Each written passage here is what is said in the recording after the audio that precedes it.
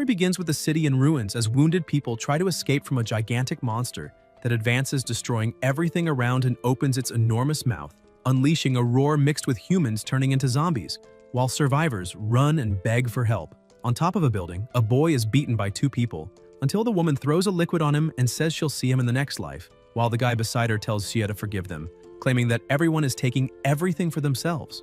Lying on the ground, the boy whispers the name Xiao Yun, and the warrior summons a bear while saying that his beloved sister was devoured by zombies before him, blaming the boy because she refused to hand over the emblem, adding that her plasma is very useful. Xia gets furious when he hears that. People around stare at the bear and recognize Shi Jun, the user of the strongest ability blessed by the gods, believing they are saved. Shi picks up his lover in his arms and asks if the fallen boy doesn't like flames, telling him to disappear in the fire as a lighter is thrown onto his body. Meanwhile, the bear charges at the giant creature and they exchange blows that make the air tremble, while the boy burns alive thinking that if another life exists, he won't allow that to repeat, until a voice responds that everything will begin again and his heart keeps beating. Later, the protagonist wakes up in bed completely confused, remembering that he had been burned before and finding it strange to be without injuries or flames, trying to understand if that voice was real. Xia grabs his phone and sees it's July 1st, realizing he's gone back 3 days before the apocalypse and wondering if everything really restarted. He looks at himself in the mirror and notices flames in his eyes, seeing that his right eye is golden and questioning if that is the seed of fire left there when he was being burned to the end. Xia opens the door, goes outside, and thinks that nobody would imagine that in 3 days all of this would be destroyed, remembering that the apocalypse will turn many humans into zombies while strange gods appear, and even with some gaining powers, nobody will react in time, transforming entire cities into living hells where humans become demons fighting for resources to survive. He thinks about the betrayal of his girlfriend Ruo Lan and his best friend Shi Jun, until he receives a call from her asking why he took so long to answer, and implying that he's trying to break up with her. Yan remembers it's always the same. Whenever something doesn't go her way, Lan threatens to break up, and in the past he would get desperate trying to calm her down, but now he answers yes, and she asks him to repeat it. Xia says they are breaking up and that he's tired of it, that he no longer wants to be her servant, putting the phone in his pocket as he walks, saying he finally has some peace and needs to take care of a few matters. At Ruo's house, the phone is thrown and she explodes, asking if he dares to hang up and block her, while Shai, lying on the bed, asks if he found out about their relationship. Lan says it's impossible, explaining that the fool followed her everywhere, and if she told him to go east, he would never dare go west, not seeing how he could discover it. Jun tries to calm her down, saying his father just sent a message asking him to collect some old inheritances with spiritual energy, commenting that something big might happen. Ruo remembers those inheritances and says Xia had a very ugly family emblem that looked centuries old, and Shi asks where it is now, receiving the answer that it's with his sister. Lan says Xia is crazy now, and that when he calms down, he will go back to flattering her as always.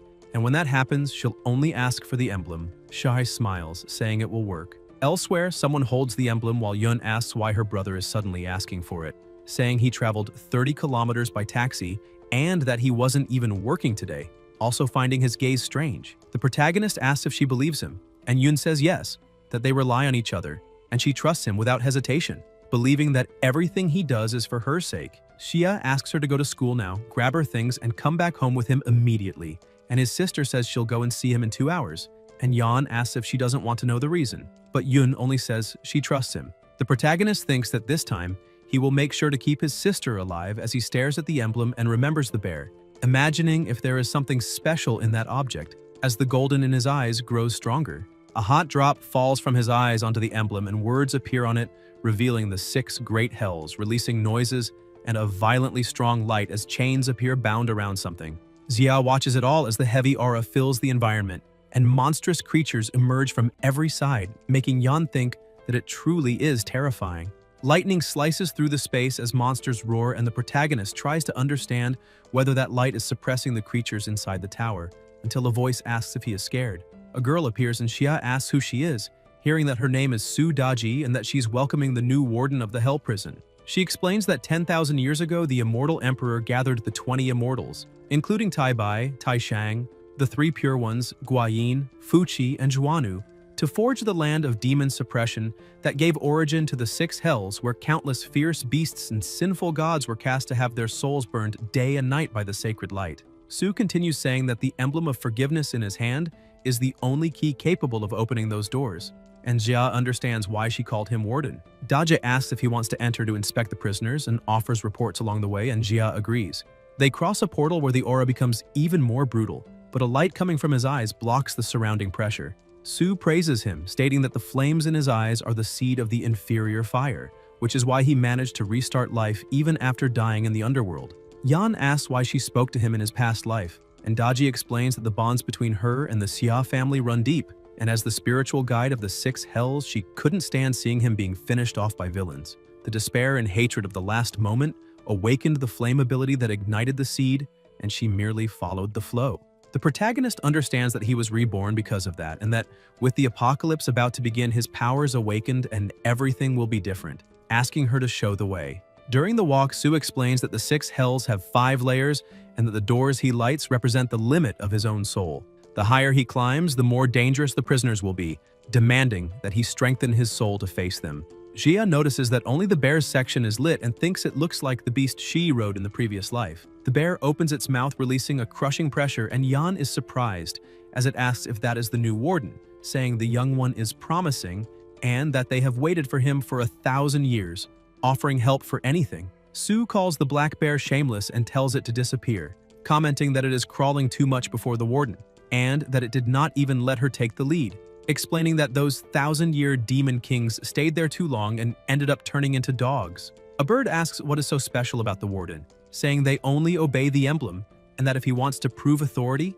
he can leave them another 1,000 years under the blows of sacred lightning to see the result. The protagonist is amazed to encounter Su Daji and now the demonic black bear, realizing that the prison holds legendary creatures. Xia approaches the bird, observes its appearance, and asks if it could be Lei Zhenzi, and Su smiles, saying that as expected from the warden, he recognized it right away. She goes on explaining that in that world, monsters are divided into soldiers, generals, commanders, kings, and sages, and that the warden is on the lower layer of the tower where criminals of general level are kept. The higher he climbs, the stronger the monsters will be, and it is said that on the highest layer there are immortal criminals of sage level, besides rumors that Lady Nuwa once saw a god-level being roaming the world before disappearing into the sands of time. She concludes saying that if he works hard, he will soon ascend the levels and control the entire prison. Yan says that tower is even more formidable than he imagined, since even the general level beasts, the lowest tier, possess terrifying strength, and he finds it hard to picture what is locked at the top. Regardless of who is there, they will all become part of his power in the future, and in this apocalypse he intends to become the strongest. Su explains that with his current soul power, that is the limit of exploration, and that he needs to gather more spiritual strength to light new doors and reach the next level. Back in the common world, the protagonist walks reflecting that soul power is totally different from abilities, since abilities can be obtained from zombies and mutant crystals, but soul powers only come from slaying gods. In 3 days, when those entities descend, the hunt will begin and he will make all preparations. In the old street, he keeps walking and remembering that in the previous life, someone tripped there on an immortal bidding rope and became a powerful ability user. And if he is correct, the treasure should still be in that area because the energy of ancient relics cannot escape the seed of inferior fire. Ahead stands Song Tian, leader of the Song family and father of Song Shurujun, accompanied by Elder Huang, appraiser of antiquities. Tian notices Yan from afar and recalls the conversation with Shi, when he advised his son to choose useful friends and heard that the boy was just a loyal fool, easy to manipulate. In the present, the appraiser asks what happened, but Tian answers that it's just someone familiar and that they should continue the search relying on the specialist. Huang reassures him, saying that appraising antiquities is his only true skill, though he finds it a pity that almost everything there is merely common craftsmanship. Song thinks about the ancestral ceremony from a few days ago, when he dreamed of old masters asking him to search for certain objects, and decides to believe in it by inviting the elder along. Suddenly, Huang notices something and declares he has found it. Another buyer grabs the item first and asks for the price. The seller, believing he is just another naive buyer, claims it came from the Ming dynasty and is worth at least 10,000. The protagonist comments that it is too expensive and questions if that's all, examining the object and saying that it is broken and even tied up, and that from his perspective it is only simple craftsmanship worth at most 100 yuan. The seller snatches the item from his hand angrily while Huang asks to examine it. Yan steps aside discreetly holding the tied part and thinks he succeeded, since that discreet string is actually the binding immortal rope, a magical treasure, and now he will enjoy the show. He remembers that in the previous life, Yun was captured by the Song family. They lost the emblem and used her in plasma sacrifice. This time, that will not happen. Meanwhile, the elder comments that the head holds a small spiritual aura and is a legitimate antiquity. The protagonist approaches calling Tian Uncle Song and says he now understands why he looked familiar, asking if he is also there searching for antiquities. Tian says he didn't expect to see him interested in this, and that he heard from Shi that his family has an ancient inheritance, wishing to talk about it later. Xia provokes him, saying that since it is a rich family, it is strange he struggles so much over a small gourd, implying the item might actually be truly valuable. People around rush over, recognizing Elder Huang and believing that if he is appraising it, then the piece must have something special, and they start offering 12,000. Then someone offers 20,000, irritating Tian, who complains about being there first and asks them not to raise the price. The seller remembers that he hadn't made an offer yet and says that the highest bid wins. People keep increasing the amounts until Tian declares he has spent more than 17,000, complaining that what was worth 10,000 has become more expensive because of Yan's interruption. The protagonist asks if he didn't mention being curious about his family's inheritance, and Tian confirms, saying he heard from his son that the young man possesses an ancient family emblem and asks to see it. Xia shows it quickly, and the appraiser nearly reacts with surprise, stating that it looks like a treasure and asking to examine it closely. But Yan refuses, saying it is an heirloom passed down for generations, and that he wouldn't let someone analyze something so important that easily. Tian insists, saying that he and his son are good friends and that he should show the emblem for a moment, but Yan retorts, asking what story about Shi that is, stating that he doesn't know him and that there is nothing else to discuss, turning to leave. Song calls him back and asks what he wants in exchange for allowing them to see the item, and Xia replies that he wants money, charging 10,000 for 1 minute and offering 5 minutes for 50,000, asking if that isn't even cheap and saying that if they don't want to pay, he will leave. Tian accepts the deal, and Yan comments that it works perfectly. With the money in hand, he thinks he will first stock up on water and then food, remembering that there are many empty cells in the 6 great hell prisons where he can store supplies. Su comments that anything placed inside remains unchanged, even live animals, and he jokes that it makes sense for a fox to like chicken, imagining that people might think he's starting a farm. Soon, a notification of insufficient funds appears, and Xia realizes the money ran out too fast, asking Tian if he is done looking already, reminding him that the 5 minutes have passed and offering to extend the time.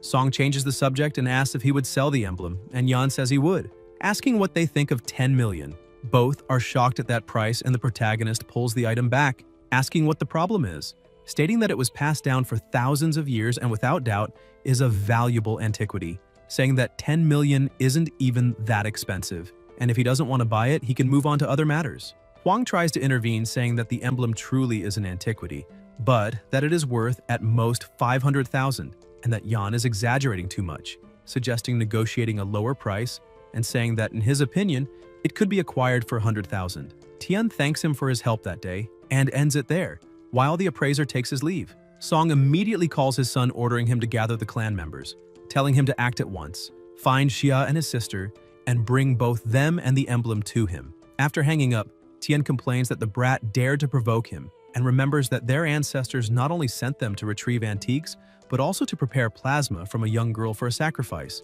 and that he had been hesitating before, but now the boy is asking to lose his life. Yan realizes the plan has finally begun and thinks it is perfect, since he feared Tian would not take action. He only regrets not squeezing more money out of him, but thinks there is no hurry and that he will charge everything bit by bit. Somewhere else, Yun appears with a suitcase, saying she is ready, and the protagonist tells her to head home. Teacher Bai Xiyin runs over and asks them to wait, and Yun asks what she is doing there.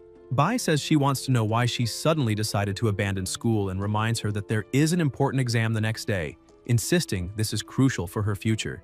Xia explains that he was the one who asked her to return home and that he needs to keep her away from school for now. Bai confirms he is the brother and says Yun is the best student in the class, commenting that she heard about the parents passing and assumed the brother was responsible, but she didn't expect him to be so careless as to jeopardize her future. Yun tries to ease the tension, saying it isn't that serious and that she will only go home to handle some things. But the teacher asks what could possibly be so important to interrupt her studies, saying that unless the earth is about to explode, school should not be stopped. She feels awkward, realizing she raised her voice too much, but continues saying that a student must. Then Jia interrupts her, thanking her, saying she truly is a great teacher, and as a token of gratitude he will give her a warning. When she gets home, she should stock as much food, water, medicine, weapons, and especially a lot of painkillers, as that will help survive the difficult times that are coming. Bai doesn't understand, thinking he speaks as if the world were really going to end and hopes Yun will be alright. At home, Yun asks what they will do now and if something big is really about to happen, and Yan confirms it is, saying he will protect her and telling her to put on the clothes he hands her, explaining that he will go out for a while and that she must not open the door for anyone, no matter who it is. Yoon says she will prepare dinner and asks him to come back soon to eat. The protagonist leaves thinking that since the emblem is with his sister, he can feel her location at all times, and that now the top priority is to get more money. He heads for the elevator while elsewhere Ruo talks on the phone, asking if his sister is not at school and ordering them to go straight to the ex-boyfriend's apartment, saying he cannot run forever. Shuri answers that he understands and that she can keep him busy because they are already on their way. Lan asks if he missed her, and comments that Jun said he wanted to spend the night with him eating snacks, claiming he will be there soon. But Xia keeps walking while Ruo insists, wanting to know what he meant by that, asking if he really isn't thinking of breaking up with her and telling him not to act childish, claiming she knows he's just jealous. But Yan pushes her hand away and says that just remembering he once was in a relationship with her already makes him sick, telling her to stay away from him. And Ruo calls him ungrateful while the protagonist asks if her mask has fallen off and says she should pick it up before someone steps on it, which makes Lan furious, shouting where he is going and demanding he return. But Xia replies he is going to sell his own house, making Ruo ask if that's not the only house he has and if he hadn't said it would be their wedding home. And Yan says he needs money now and will sell it cheap, asking if she wants to buy it, while Lan tries to understand how he suddenly became so cold and is even selling the house left by his parents. A home in a prime location worth at least 3 million, thinking that if it weren't for that house, she wouldn't even go out with him, asking how much he intends to sell it for, and the protagonist answers 1 million final offer, leaving Ruo stunned at how cheap it is and asking if he is in trouble and needs to pay off debts. And Xia simply asks if she wants it or not, saying he is going to the agency and that even so, it is a huge steal, and Lan says she wants it but doesn't have all the money at that moment, offering 300,000 as a down payment and the rest later, while Yan asks who said anything about installments and whether he looks like an idiot, stating he wants 1 million in cash, not a cent less. And Ruo thinks Shuri will soon arrive with men to deal with him and that Jaya is better off eliminated anyway, and that even if she pays the million, he will have to return it later. So the important thing now is to trick him until the transfer is done, saying it will be 1 million and they can go to the real estate office right now. At the office, Lan talks on the phone telling her mother not to worry, explaining that she's just buying a house and got a great deal and the money will return soon, while her mother questions how she could be going out with a broke guy like that and now spending all the family's savings to buy his house. And Ruo replies that she just needs to transfer the money and soon he will disappear, while the protagonist asks if she is finished and says he will only sign after receiving everything, and Lan confirms she is transferring and will send the receipt, thinking she hopes he lives long enough to spend the money, while Xia receives the amount and thinks that when the apocalypse arrives that house will be worthless, and without that million Lan will lose her last chance of survival. And she smiles, saying she is happy, and that they can go to his house to celebrate, and Yan agrees, telling her to go celebrate. At the same time, in another building, Shur appears with some men saying he found out Xia took Yun home that afternoon, and that before he gets back they will go up the stairs and have a deep conversation with his sister. While inside the apartment, Yun prepares food and the emblem hanging from her neck begins to shine. They reach the door and Jun knocks, telling her to open, saying it is him, while Yun asks why brother Shur is there if Xia is not at home. And Jun lies, saying he knows, and that Xia went to prepare hot pot ingredients and asked him to come ahead, telling her to open because it is too hot outside, but Yun places her hand on the door and remembers her brother said not to open for anyone, so she answers that it is better to wait for him to return, making she knock harder and ask if she is kidding and if she is suspicious of him, ordering her to open the door. And Yun tries to apologize until one of the men shows up with a toolbox, saying quietly not to worry because they are experienced in the gang and opening locks is easy, while Jun asks if the family amulet is with her, and Yun confirms, saying her brother gave it to her, until they manage to unlock the door and she says he is relieved, entering and grabbing her arm while commenting it would have been better if she had opened earlier, touching the emblem hanging on her neck and asking if that is the antique his father wanted, saying that now, with her and the amulet, Jia will be forced to kneel and beg forgiveness from the family head. Yoon asks why and questions if Jun was not her brother's friend, and he arrogantly replies asking if she knows why he stayed with Xia, saying it is because he is an idiot who believes everything and always made mistakes, So when something blew up, they needed someone to take the blame instead of him, leaving Yoon with her eyes full of tears as she asks how he can say that. And Shai still says that if it were not for him, she would not have even met Ruo, saying the girl is truly a treat. June then slaps her face and tells her to stay quiet, warning that if she keeps talking, he will shove a cloth in her mouth, while one of the men says he has talent for that and asks if she is of age, and June replies that they can check themselves since there is still time. As they advance, a voice appears asking if they have ever heard of the great wine pool in the forest of meat, and Sher immediately imagines a pool full of women serving him all the time, until hearing Sue asking if the meat tastes good, and June replies it is delicious, then hears that of course it is delicious, because he is tasting his own flesh, and that is exactly the flavor. The men panic asking if that is plasma, screaming that this is no paradise and that it is more like hell, and Sue asks if he is not satisfied with the menu and which heart he would like to taste, Biggin's, Yikao's, or the eyes of the great minister. In the real world, everyone starts screaming desperately while Yun, not understanding, asks what is going on, and they shout, "It is a ghost," questioning where those visions came from and why they are scared if they have already killed people before, asking if there is something wrong with that amulet. Shai pretends courage, ordering them to move forward and destroy it, saying it is just a useless amulet until a burst of light explodes from the pendant and a hand appears cutting his face, making the amulet fall to the ground. Someone enters and picks it up, commenting on the mess, and when everyone looks, they see it is Xia. Ruo also enters asking what happened to Shi, and June, in panic, says it was a demon, saying that amulet is a treasure and ordering them not to let Xia escape, while Yun screams for her brother to be careful. The men advance with clubs, and Sue comments that the amulet's soul power has just been consumed, and that it is Jensi's fault for using the claws, otherwise they could have been controlled longer, while the bear says he cannot come out, and Shia says that with that size, if he really came out, the building would collapse, saying he has no fault at all and just wants to show a bit of his own abilities. Flames then surge toward the men and begin to burn them, leaving everyone in despair asking what that is and telling him to put it out, running to the shower while Shai asks what is happening and whether Xia knows how to use magic.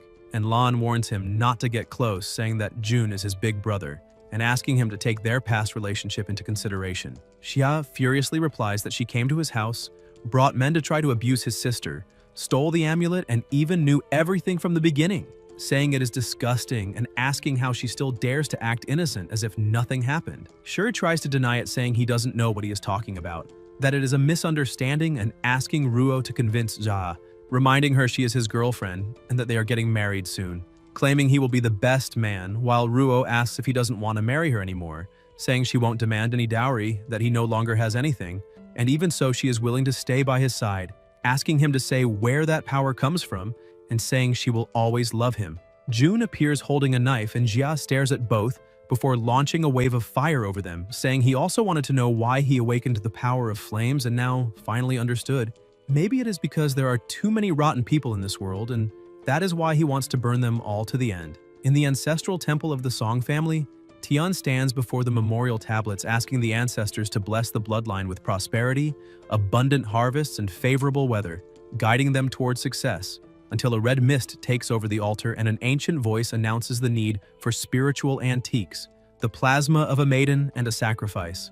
Tian answers that the ancestor need not worry, because they will soon deliver what was requested, and the voice informs that in 3 days, the apocalypse will descend upon the world and he must hurry. Tian repeats in shock about the apocalypse coming in 3 days, and immediately orders someone to buy large quantities of water and food, saying that if the ancestor's prediction is correct, the end of the world is near, and orders she and the others to be called to perform the sacrificial ritual at once. A sound echoes, and someone approaches saying that is not necessary, and the protagonist appears saying he came on his own before throwing June to the ground. Tian asks what he did, and how he dares invade the family's ancestral hall, questioning who he thinks he is and ordering them to eliminate him. Everyone advances while Xia closes his eyes, and upon opening them, releases a wave of light and flames that incinerates the attackers, leaving Song terrified while Yun comments that it had been a while since he had used that, as the men scream, writhing amid the fire, and Tian is both frightened and furious. Song draws a pistol and tells Xia to go to hell, but when the shot is about to hit its target, the protagonist moves only one finger and the weapon explodes in Tian's hand, injuring him. And Xia comments that firearms are not toys and are dangerous, thinking that even being only a level 1 ability, the fire of the underworld is surprising, managing to deal with about 10 people at a range of 2 meters for 10 seconds, and that if there are flammable or explosive materials, the effect becomes even greater. Irritated, Song begs the ancestor for help, saying the family is about to be destroyed, pleading to save the bloodline with divine power. The voice responds saying it is the elder of the ancient star and orders the impure creature to kneel. Yan is struck, and Tian celebrates, saying that his hand no longer hurts, and the people have stopped burning, claiming the star elder has descended to defeat evil, and Jia will lose his life. The ancestor appears ahead, and the protagonist says the Song family really foresaw the apocalypse, and that there was someone behind them, saying he only intended to steal some antiques and some money, but now he has to deal with such a powerful being. The elder lifts his foot to crush him, but Xia dodges. The ancestor stretches out his hand to eliminate him, and Tian says that now he is truly finished, but is surprised to look ahead and see Yan smiling as he summons the bear, asking who he said was finished. At the instant of the attack, Su comments that Huo is a fire star, an innate fire spirit that accumulated spiritual power for 1,000 years thanks to the family's offerings, and says that if it is captured and absorbed, the abilities of energy and fire control will drastically increase, making the protagonist ask what she is suggesting. Daji explains that the spiritual power of the great evil talisman is still insufficient, but if he is willing to take a risk, there is a chance to capture it, and Jia asks if that is serious and requests details. Su explains that he can draw a little of his own spiritual energy and infuse it into the talisman to summon one of them who will come help in the battle against the god, and Yan replies that he can do that, but the spiritual energy comes from the soul, and if he fails to capture Huo and cannot repair his soul in time, he will lose his life and disappear, besides the risk that the summoned spirit can easily escape, and Daji asks if he intends to take that risk. The protagonist says why wouldn't he take the risk. Jia then releases flames over the emblem, and Su asks what he is doing, hearing Yan explain that he implanted the underworld fire seed into the talisman, and that if he dies, the underworld fire will be activated and destroy the talisman completely, and without the talisman, no one in the world will be able to open the prison, and she will never see the sunlight again, saying that if she wants him to return alive, she knows exactly what she must do. He begins to absorb spiritual energy, and an intense light explodes, while a voice announces that the exit has been opened and the path to escape is clear, and Xia declares that he summons the great guardian demon of the mountain in the southern sea, the Black Urdo, calling him to battle. The bear emerges surrounded by a terrifying aura. The spiritual cage is opened, and Daji warns him not to do anything stupid, saying that the prison master cannot lose his life. In the fight, the bear leaps toward the ancestor, saying he is finally free and the feeling is wonderful, while Yan hits him, saying to finish it quickly because his spiritual energy will not last, and asking if he wants to see him die. And the bear replies that he understands, that he has always been loyal, and that he summoned the right demon. The bear then charges at the ancestor, asking if an elemental god of the 5 elements dares to block his path, ordering him to hand over the fire spirit immediately.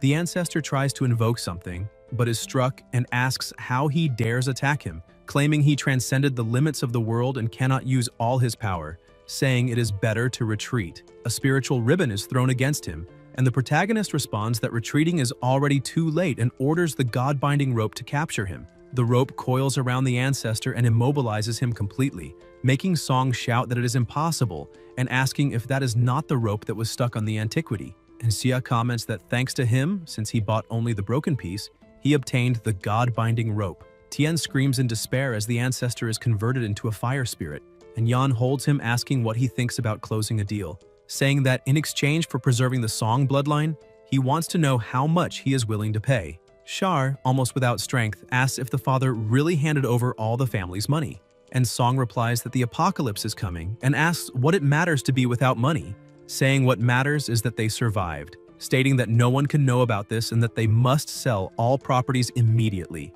turn everything into cash and buy rice and water, reminding of the mansion on the border that has an underground shelter where they can reinforce the structure and prepare, also ordering the old Huang to be called to continue buying antiques. He says the boy is on his own now, that thanks to the apocalypse he gained powers, and that if the Song heirs seize this chance, this apocalypse will be their triumph and will make Jia regret all the disgrace he brought to the family. Elsewhere, the protagonist observes the balance of 38,960,000 yuan, equivalent to $23 million, and thinks that if he wasn't under so much pressure, he would have squeezed more from the Songs, but it doesn't matter. From now on, he needs to be efficient and take what he needs. He says he would like to buy 1 ton of spiritual cleansing pills. The vendor responds politely until she realizes it is 1 ton and asks if it is a joke, saying that cleansing pills only serve for fevers and toxins. Jan asks if they sell it or not because if they don't have it, he will buy somewhere else. And the woman says they do sell it, but such an absurd amount requires a special order that may take 2 days and won't be cheap. The protagonist says he will give 20% up front, but wants everything by tomorrow night. He leaves thinking he already bought around 10 tons of pills in Jade City and placed online orders, thinking it will be enough, and reflects that no one would imagine that during the apocalypse that simple pill would become the most valuable item on Earth. Xia remembers that in the previous life he felt terrible and thought he was going to die, while his sister said she was sorry for not being able to buy enough pills since that medicine accelerated the emergence of abilities and held back the effects of zombification. And if they had known that they would have stocked more and to not give up, she went out looking for a nearby pharmacy.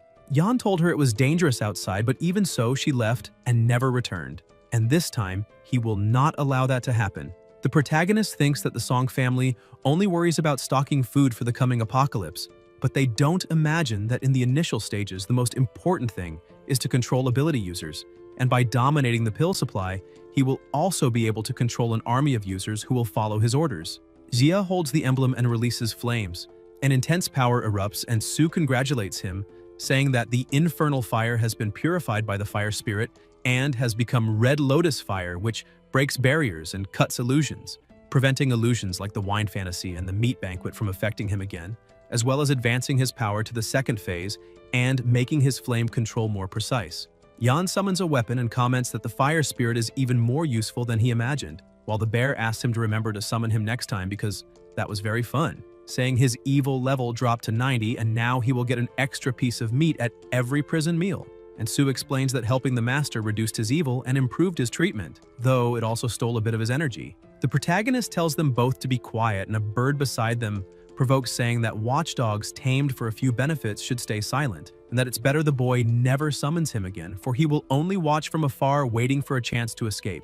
Xia says that now, with his power raised, more prison doors can be opened, and asks why he would summon someone stronger than him, claiming that when that happens, it will likely be that someone going after him instead. The amulet extinguishes the flames and Jan looks out the window thinking that tomorrow will be the second to last day before the apocalypse, and he must use every minute. He still has millions available, and that is enough to buy that item. The next day at the exhibition jewelry auction, the protagonist enters saying this is the place, remembering that during the apocalypse, common resources can be looted, but the energy cores needed to level up only appear when killing zombies, and that stone contains crystallized energy enough to advance from Phase 2 to Phase 3. In his past life, someone obtained that stone and surpassed everyone, gaining huge advantages, and this time, he will do everything to ensure it stays with him. At the auction, the presenter slams the desk and announces that the Spring Jade set has been sold for $1,300,000, and introduces the next item, a rough stone with great potential that may be worth at least $5 million.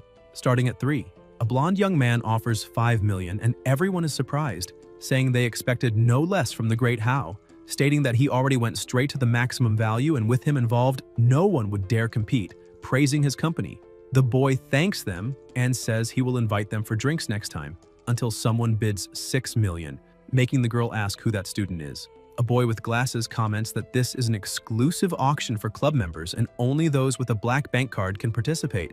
Jan shows the card asking if there is any problem, and the staff member says none, imagining he must be an heir of some family. The presenter announces the $6 million bid and asks if there are more offers, and the blonde says $7 million, asking the boy to show courage before the Great How so they can get to know each other, and the protagonist responds with $10 million. Everyone is even more shocked, saying the price has already surpassed the real value of the stone, and the girl comments that it is not worth getting angry with him, saying he's just showing off, and they can let him burn money. The blonde asks his name and Xia answers, and Hao says he will not forget him. The employee hands the stone to him and Jan comments that he finally understands.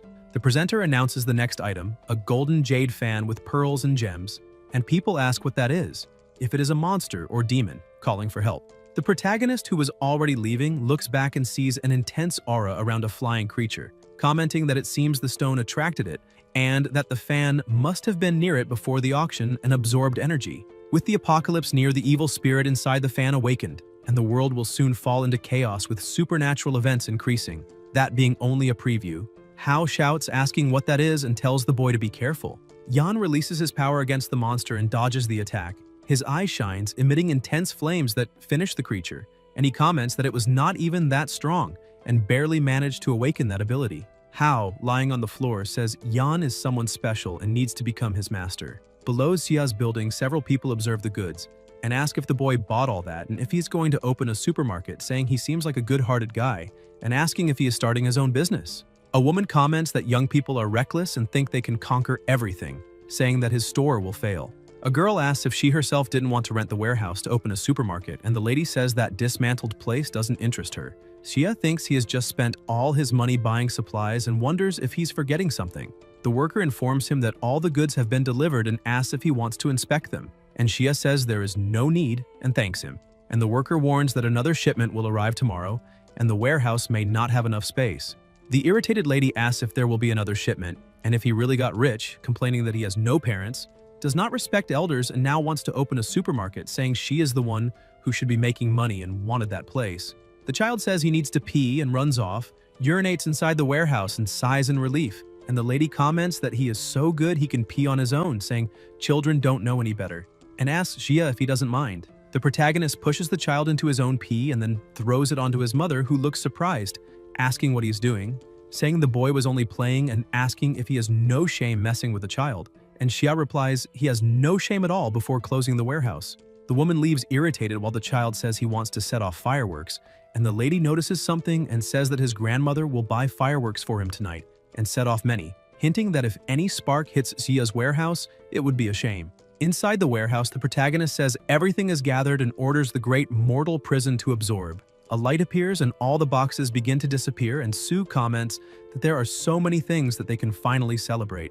Xia tells her to find an empty room and organize everything, and Daji replies that she is an expert at that, saying there are many live animals and they can separate an area in the tower to raise them, noting that with the tower's spiritual energy, the meat will become even tastier and they will have a constant supply of chickens. Yan comments that the apocalypse is about to hit the world and he does not know how long it will last, so he intends to take other living creatures to preserve a trace of human civilization, and the bear says that he should cultivate because in times of hunger the most important things are seeds and soil, and as long as there are seeds, every form of life can continue, mentioning that he bought some of them. The protagonist says he understands and will be right back.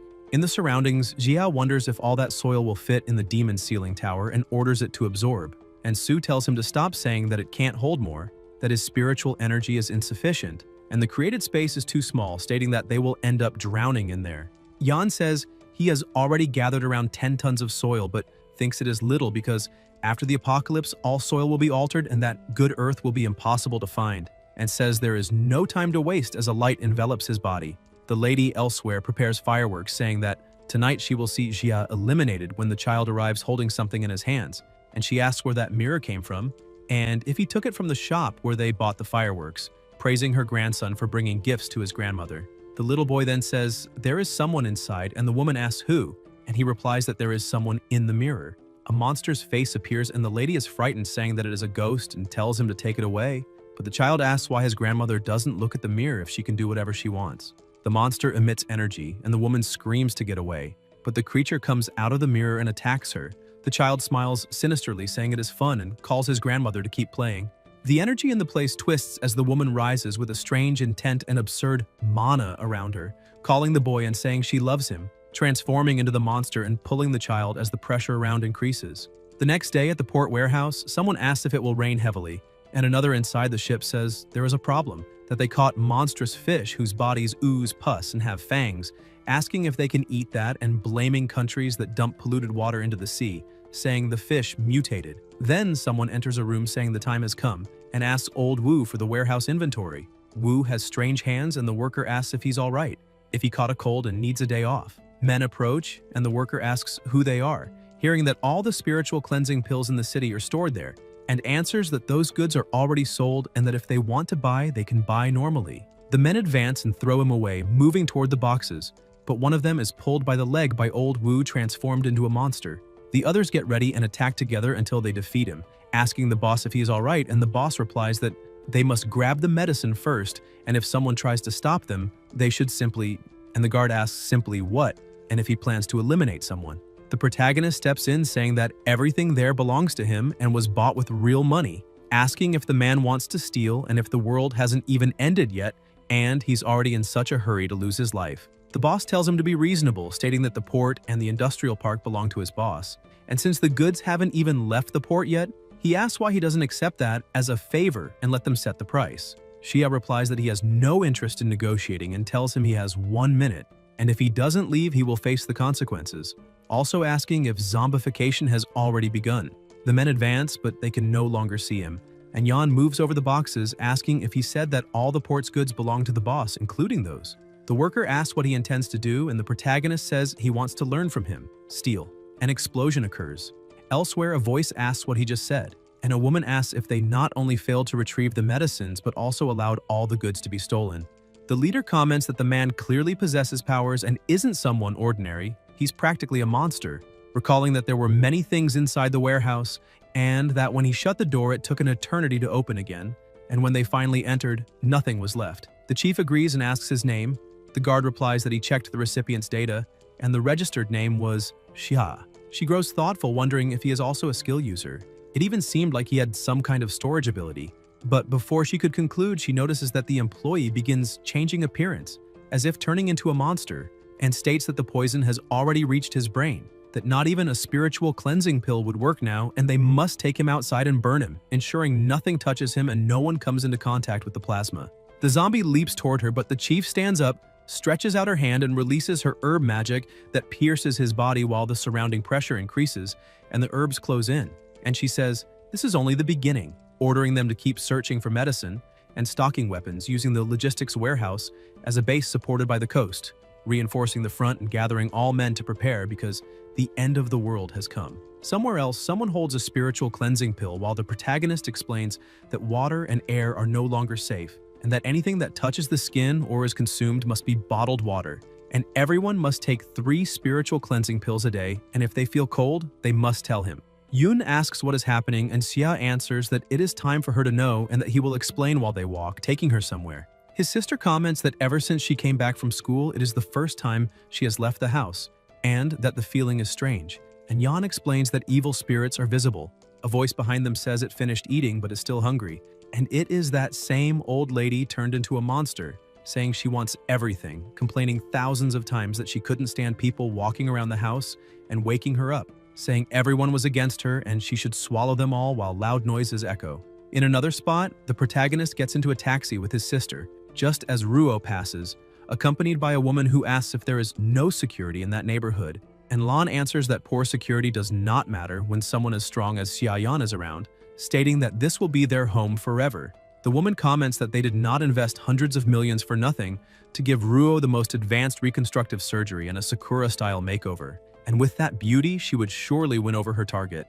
Ruo agrees, saying he always loved that look and used to be obsessed with her, following her non-stop. And even though she does not understand why she was treated so harshly this time, now that he is strong and powerful, it will be easy to make him fall at her feet again, and with her abilities, no one will stop her, remembering that he even took something from the Shai family, and so there is no doubt he belongs to her. All she needs is to find him, flirt a little, and he will surrender, until Lan notices him entering a car, immediately gets in another, and tells the driver to follow quickly.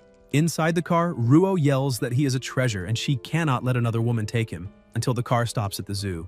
There, a man argues, saying his son's cap was almost broken, and his face nearly hurt while the employee tries to apologize, explaining the animals are usually calm and he does not understand what happened. Yun asks if the animal's aggressiveness is also related to the end of the world, recalling that he already explained many things and she understands the apocalypse is coming, that humans may turn into zombies or survive and awaken special abilities, and that he could only predict all this because he awakened earlier. Xia confirms and thinks it is better not to talk about the suffering of his past life, so she does not feel bad. Yun asks if they shouldn't hide and why they were at the zoo, and Yan explains that hiding would only work for a while, that in the apocalypse, strength will be essential, and even if he has combat abilities, he will not always be able to protect her, because anything can happen and she also needs to become strong. Yun asks if she will manage, saying she does not want to be a burden and wants to improve, and the protagonist tells them to keep moving forward. Meanwhile, Ruo, still following the car, asks why he went to a zoo, and her mother advises her to stay close, simulate a casual meeting and charm him while Lan retouches her lipstick. The animals behind her keep staring strangely. In the turtle area, Sue comments that there is a special being there, and she can already sense its scent. The bear complains about being tired of dealing with foul-smelling, resistant, and long-lived creatures, while Xia observes a turtle on a rock. DG and the bear recognize it as an ancient turtle, and Yun thinks it has lived there since the zoo was built. Over 100 years old, even with its own name on the plaque. The notice says it is an unknown long-lived land turtle named Nanan, and Yan remembers that in his past life she became famous because a god once tried to pass through the place where she was and was bitten by her, fighting for days without managing to pierce her shell. Hearing that story, he imagined that if he could make this old turtle protect his sister, she would be absolutely safe. The protagonist approaches calling the turtle master. She stares at him and Xia releases his power through his eyes, saying he got hungry while they were walking and asks what she thinks about turtle soup. The turtle replies that humans are impatient, that in the past, some visited a cabin 3 times before asking for help, and that if he wants support, he should be polite, asking how he dares threaten her. Yan states that the end of the world is near and there is no time for formalities, introducing his sister, who is impressed to see the animal speaking. The turtle coughs and explains that if she had not overeaten and gotten indigestion, the former zoo director would never have found and cared for her, and that name was just a coincidence. Hundreds of years pass, but for her more than 3,000 years, that is only the blink of an eye. The bear is astonished at the 3,000 years and comments she is about to become a god, and that consuming her spiritual essence would extend life by 100 years. Yan asks her to help protect his sister and inquires about the conditions. The turtle replies that the world is in chaos, and the red moon dominates the sky, and that when the apocalypse arrives, her species will also suffer. The protagonist suggests taking the small turtles from the lake to the great mortal prison, building an internal lake and keeping them in safety, and the turtle asks about that place. A light appears around them, releasing lightning, and she recognizes that space filled with bolts where gods are imprisoned, stating that now everything makes sense, and that destiny brought him here a century ago for this reason. She then asks if he really thinks a brat can control such a dangerous prison, and says that the apocalypse is terrifying, but if he steps aside, he would cause damage even worse than the gods of the end of the world, questioning why she should help someone who might not even withstand the weight of 3,000 years of power. Xia faces the animal wrapped in an aura while blocking the attack, and the turtle unleashes her strength. Still at the zoo, Ruo comments she heard noise, and suddenly, her wig is snatched off by the animal behind her. Lan raises her purse, screaming for them to return the wig, but the creatures throw some liquid on both of them, and Ruo says it is drool while the mother is disgusted. Lan promises to eliminate them, but the mother insists they should forget it for now and focus on finding Yan. The old woman puts the wig back on her daughter, who complains it is backwards, and both start running until reaching the turtle area, commenting on the bad smell. One of them steps on something, and the mother, disgusted, says at least that useless turtle served to clean her shoe. They keep moving until Ruo pushes aside large leaves, saying that if she moves everything, she might see Yan and appear fragile and seductive when emerging from the bushes, believing he will fall instantly in love. When Lan parts the bushes, she comes face to face with the turtle, which immediately bites her arm. The small, sharp teeth exert immense pressure, causing unbearable pain and making escape difficult. Ruo is startled seeing the arm being bitten and thinks this ruins her plan, staying silent so as not to look ridiculous. More turtles appear heading toward the mother, who begins to scream in pain while Lan begs them to release her and for someone to save them. Both fall to the ground as the turtles keep biting. On the other side, the protagonist continues facing the larger turtle while the bear insists on letting him go, saying that with a slap, he could finish off that old creature and then they would divide the meat. Flames spread. Xia falls to his knees and the turtle laughs, saying that if he cannot endure, he should give up because everything is born and dies for a reason, asking what anyone can do in the midst of an apocalypse and saying it would be better not to entrust the great prison to him, assuring that she could keep everyone in peace even if the world were destroyed. A strange feeling arises while the turtle continues, saying that the great mortal prison is far too dangerous for someone untrained, and the bear feels dizzy and defeated, while Sue says she lost the will to do anything. Yan asks if she has not learned the basics after living so long, saying that whoever does not move forward falls behind, and whoever does not believe loses their own life. A huge aura explodes around them. A thunderous sound echoes, and the turtle is startled to see Xia breaking free from the Buddhist mantra. The protagonist tells him to keep his tricks. Xia ties a rope to the turtle, and the bear states that she took the chance to attack and seize the great prison, and that they should eliminate her. Sue comments that she is one step away from becoming a goddess, and they almost fell into her plan, but the master has an unshakable will. Yan orders her to surrender or die, and the turtle asks them not to attack while he replies that he will keep hitting. And the turtle complains that he is using the ancient technique from Mount Tai to stimulate bone reconstruction, asking if that is how he treats an elder and telling the girl to warn her brother to stop because he was mistreating an animal. The protagonist states that his abilities have improved and his strength has grown, and Yun appears asking him to leave Grandpa Turtle alone, saying he doesn't seem to want to do any harm. She touches his arm and Xia interrupts the strike, and the turtle thinks that even furious he maintained some clarity, asking not to be called Grandpa and only by Nanan. He reduces his size and states he can detect malicious intentions and that the boy has potential. From that moment on, under his protection, he will be safe. Yun thanks him and the bear asks if that means there will be no turtle soup, while Yan says they still need to be cautious and cannot leave her alone with a monster out of control. The turtle states she was only joking before, explaining that the Great Mortal Prison is an ancient and dangerous artifact that requires a bearer of extraordinary luck and that she would never dare covet it. A light surrounds the place, and the turtle declares that her soul will enter the prison that day and will be under his command. The protagonist says that her real body will stay beside his sister, and if anything strange happens, it will be struck by 10,000 lightning bolts, thinking that this way, her safety is guaranteed.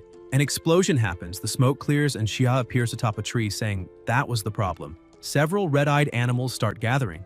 Yan observes that many types of animals are gathered, but not all have mutated, and he decides to take those that are fine and store them in the tower. He approaches the turtles and begins to collect them, and they thank him.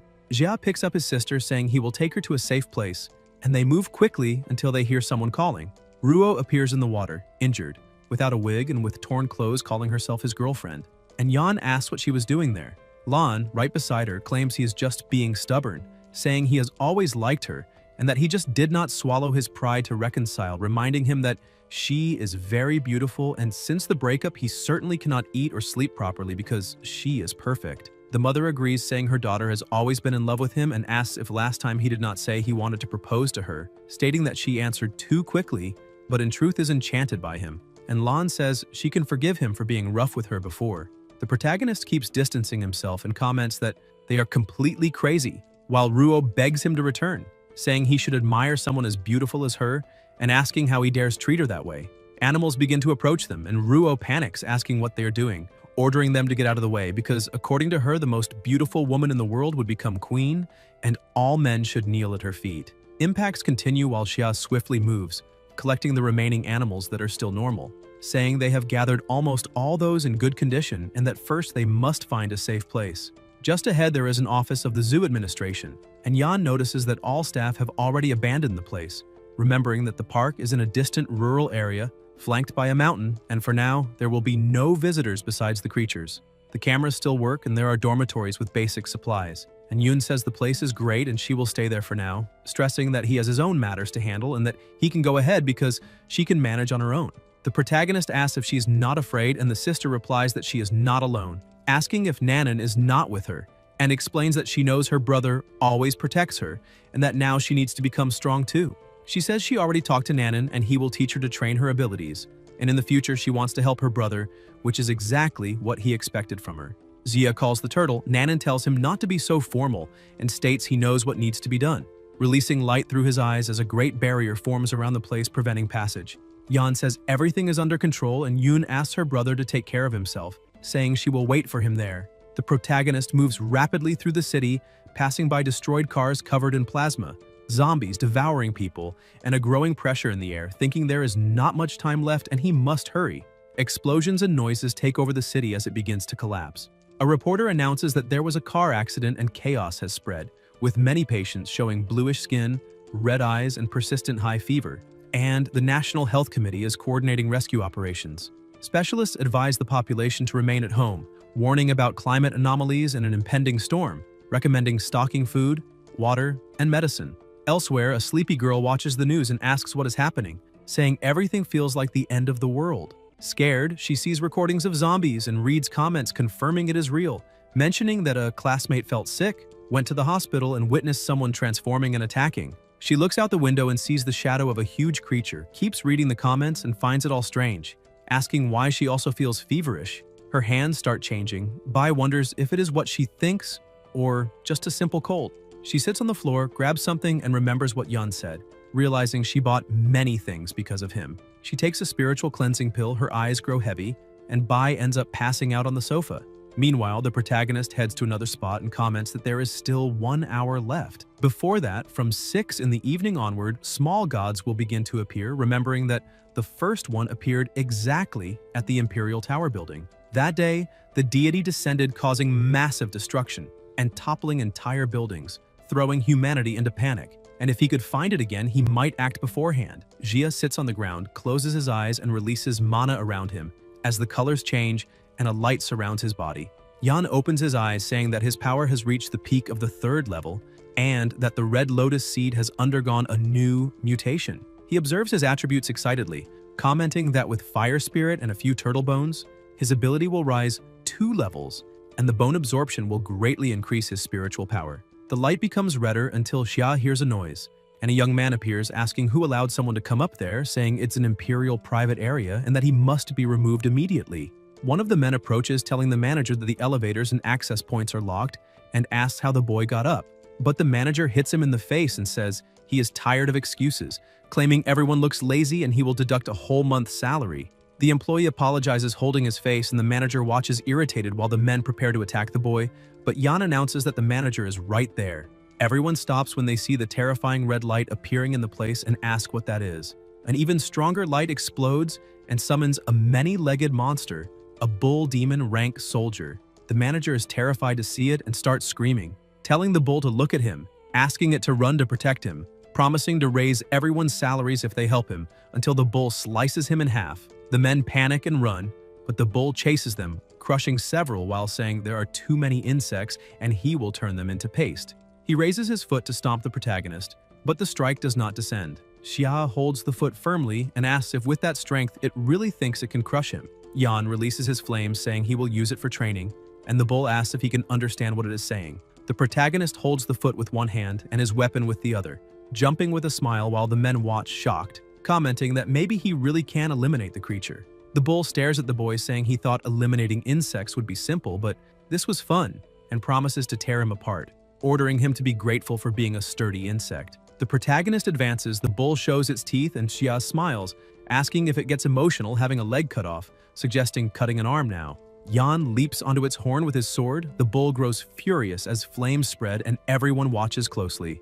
The bull's arm falls to the ground and it asks what the boy did, and Xia comments it would be better to go easy since there are still several legs and an arm left, and it cannot lose its life so quickly, not before satisfying his own training. The bull feels intense pain. Attacks continue and Yan increases his flames while the bull complains that the day to break the barrier has not even arrived, and it still wanted to eliminate more insects. The protagonist slices it into parts and comments that it is even weaker than he expected, but that this is only the first creature, sitting breathlessly and saying that the next divine monsters will be even stronger. Yan touches the enemy's head and commands it to willingly give up its spiritual energy if it wants to end things quickly, asking if it prefers to keep being tortured, and the bull states it would rather die than be humiliated and will fight to the end. A light appears, its body deforms, and a blue light shows up right after, leaving the protagonist puzzled, asking what that was, saying he fought the whole time and it never gave up. But a single look at the great prison was enough to terrify it.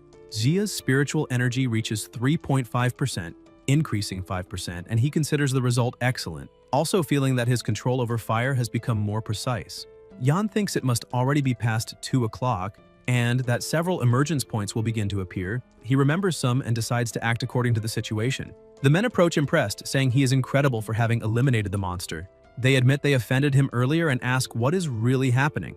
The protagonist simply states that the apocalypse has arrived and they ask to follow him. Xia jumps from the building without responding, and the men grow desperate, asking what to do, until one of them tries to grab an axe, saying the corpse could be worth a lot of money. He raises the axe, but everyone becomes confused when they see the bull's body moving, thinking the corpse has turned into another corpse, when a voice warns them to be careful and says it might be better to wash first.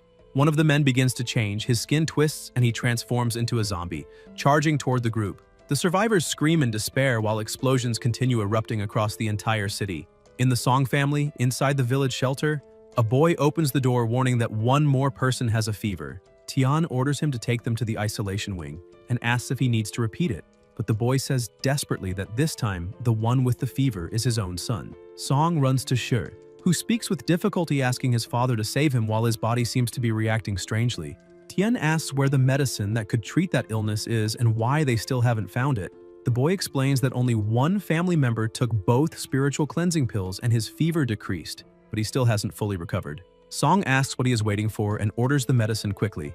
He throws the pills, Shi catches them and immediately swallows them, trembling. Tian watches closely while Jun says he is feeling much better, and Song, surprised by the effectiveness, orders them to find more spiritual cleansing pills. The boy says they are searching, and Tian asks why only those remain, reminding that he had ordered medicines to be stocked. The boy explains that spiritual cleansing pills were seen as traditional remedies for colds and fevers, with many modern and expensive alternatives in the market, so no one paid attention to them before.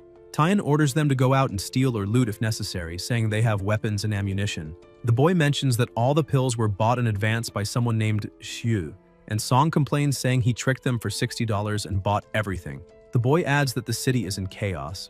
Underground networks have stopped working and asks what they should do now. Tian says it is unbearable, that Xu has supernatural powers and asks how they could face him in that situation, fearing that the Song family is about to die. At that moment, the door is smashed open and Tian is startled to see Shi surrounded by an intense aura. Jun says he feels something strange, as if all the filth has been washed away from his body. Shi strikes the wall forcefully and says he is much stronger, laughing while Tian watches in disbelief. He says he has awakened supernatural powers and finally knows what it feels like to be full of strength. Song concludes that the pills have miraculous effects when taken right at the beginning of the illness and asks if they really can grant abilities. He says it is excellent and orders to prioritize those with mild symptoms, stating that with 3 boxes, at least 3 new users can emerge. Then he says to gather everyone and take over the medicine warehouse, affirming that when the Song family controls the ability, users, everything will be theirs. Elsewhere, Bai wakes up commenting that the medicine really worked because her symptoms have almost disappeared. She grabs the pouch with the pills, confused, asking if she's seeing it clearly when someone knocks on the door saying it is someone she knows. The teacher asks what is happening, and Zeiner, breathless, says, "There are zombies in the building. Many residents have transformed and are attacking people, and anyone who gets injured turns into a zombie too," insisting that she must be saved. Bai tries to open the door, but the chain jams and she panics.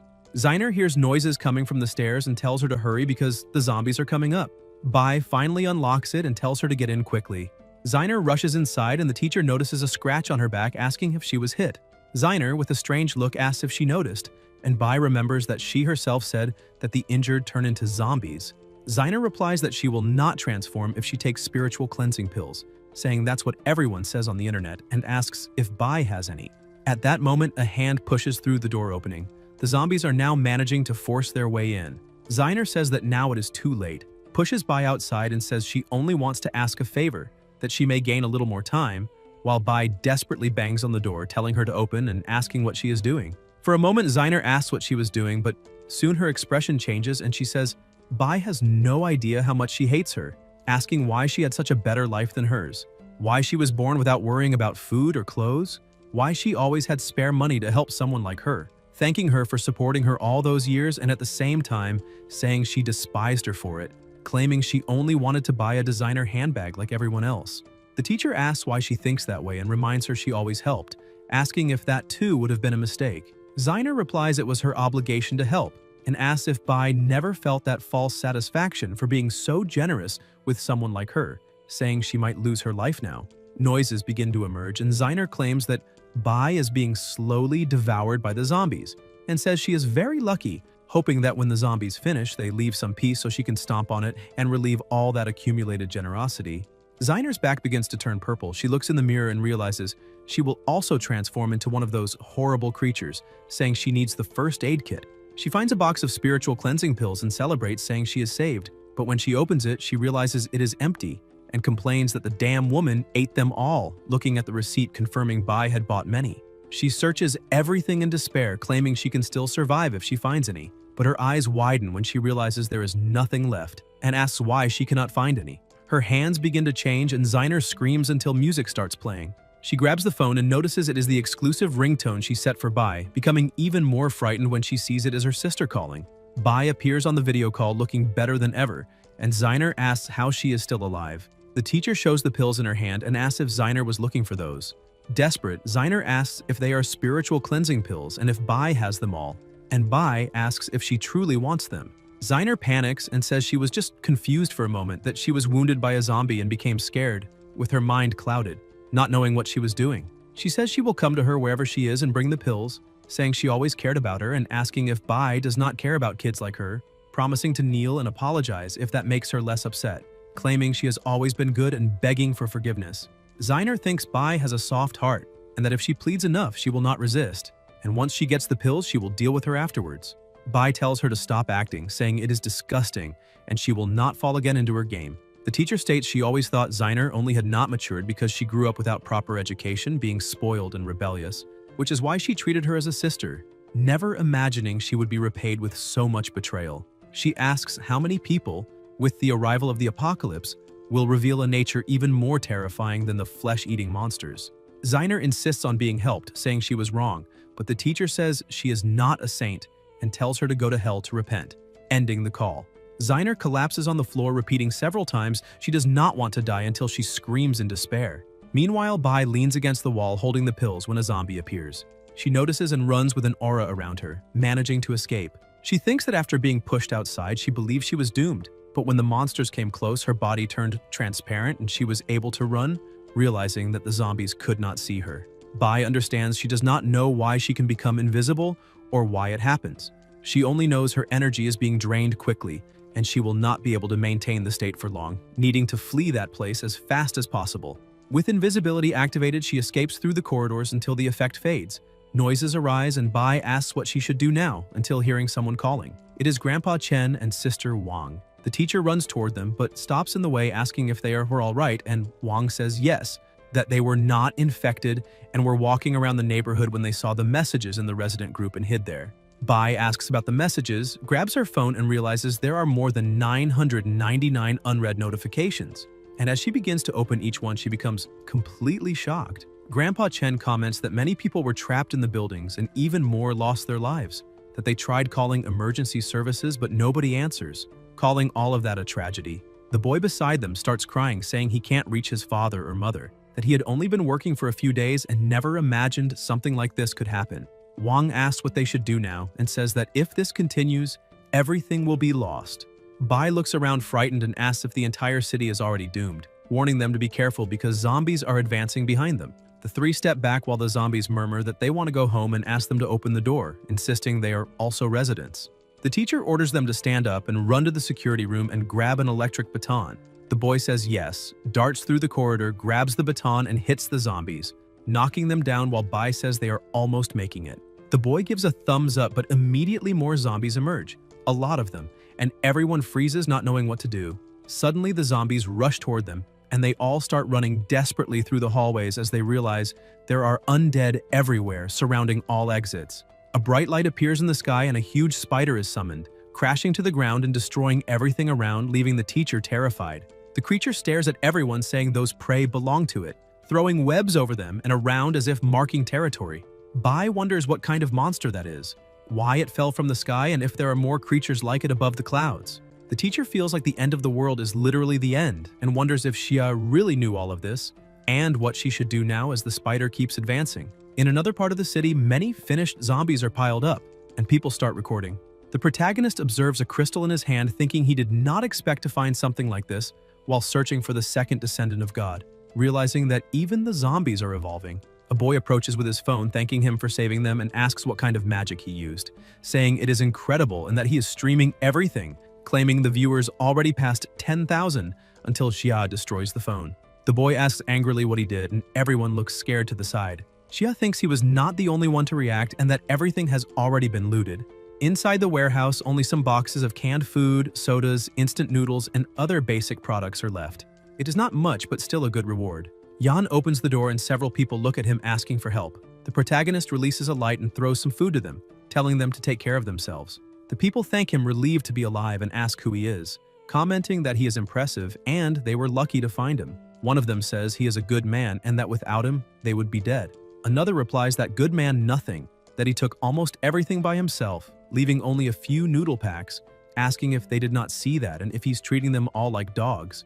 The irritated boy says that besides that, if Xia had not broken his phone, the stream would already have passed 1,000 viewers and he would be famous.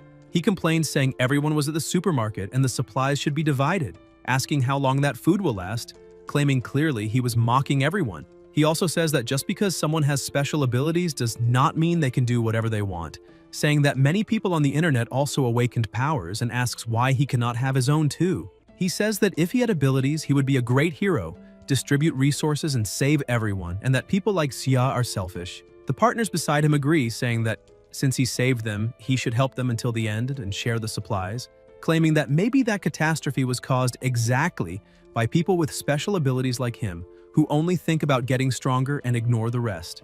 A bearded man asks what they are saying, reminding them he just saved everyone there. The enraged boy calls the other one a dog for defending Xia, saying that even if he offered loyalty, Xia would not accept it, and asking if they do not realize that the greater the power, the greater the responsibility should be, and that Xia should have saved them completely. Some men approach and Sure asks if they can say something, and soon a fight starts between them.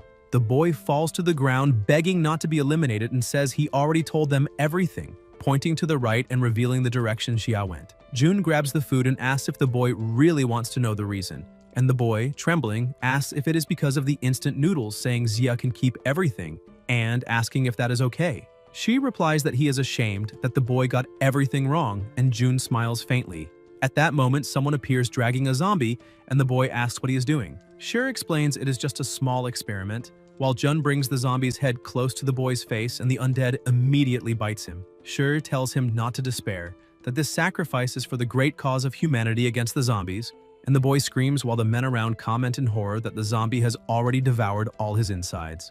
When the body falls, Jun cuts off the zombie's head and collects the crystal core, saying it is exactly as he expected, that if the zombies eat enough humans, they can condense these cores, and that this is amazing, just like the one he absorbed earlier. He says he feels his power growing, that he may break through another barrier and become even stronger. The partner beside him says that when Jun becomes more powerful, it will not be difficult to trick Xia and defeat him like a punching bag, and that now they have discovered a method to mass-produce these cores. Shizhe says the most important thing now is to make Xia pick all the spiritual pills, because there are many level 2 zombies in the city. If they find any while following him, they must eliminate it and get the crystal. As for the men in front of them, it is better to get rid of them for good. The three beg for their lives, saying they are also ability users, but Shai asks if they think ability users are worth more than pigs and dogs. The bearded man tries to argue, saying that an ability user saved him before, but the partner answers that all of this is his fault, repeating that it is his fault, and the villain beheads the three without hesitation. Sure yawns, saying he is bored, and orders them to get out of there. They walk to the place where the building collapsed and realize Yan went in that direction. They get in the car and follow. Everything around is polluted, and the protagonist is observing when he feels something and estimates the distance to be about 2,000 meters.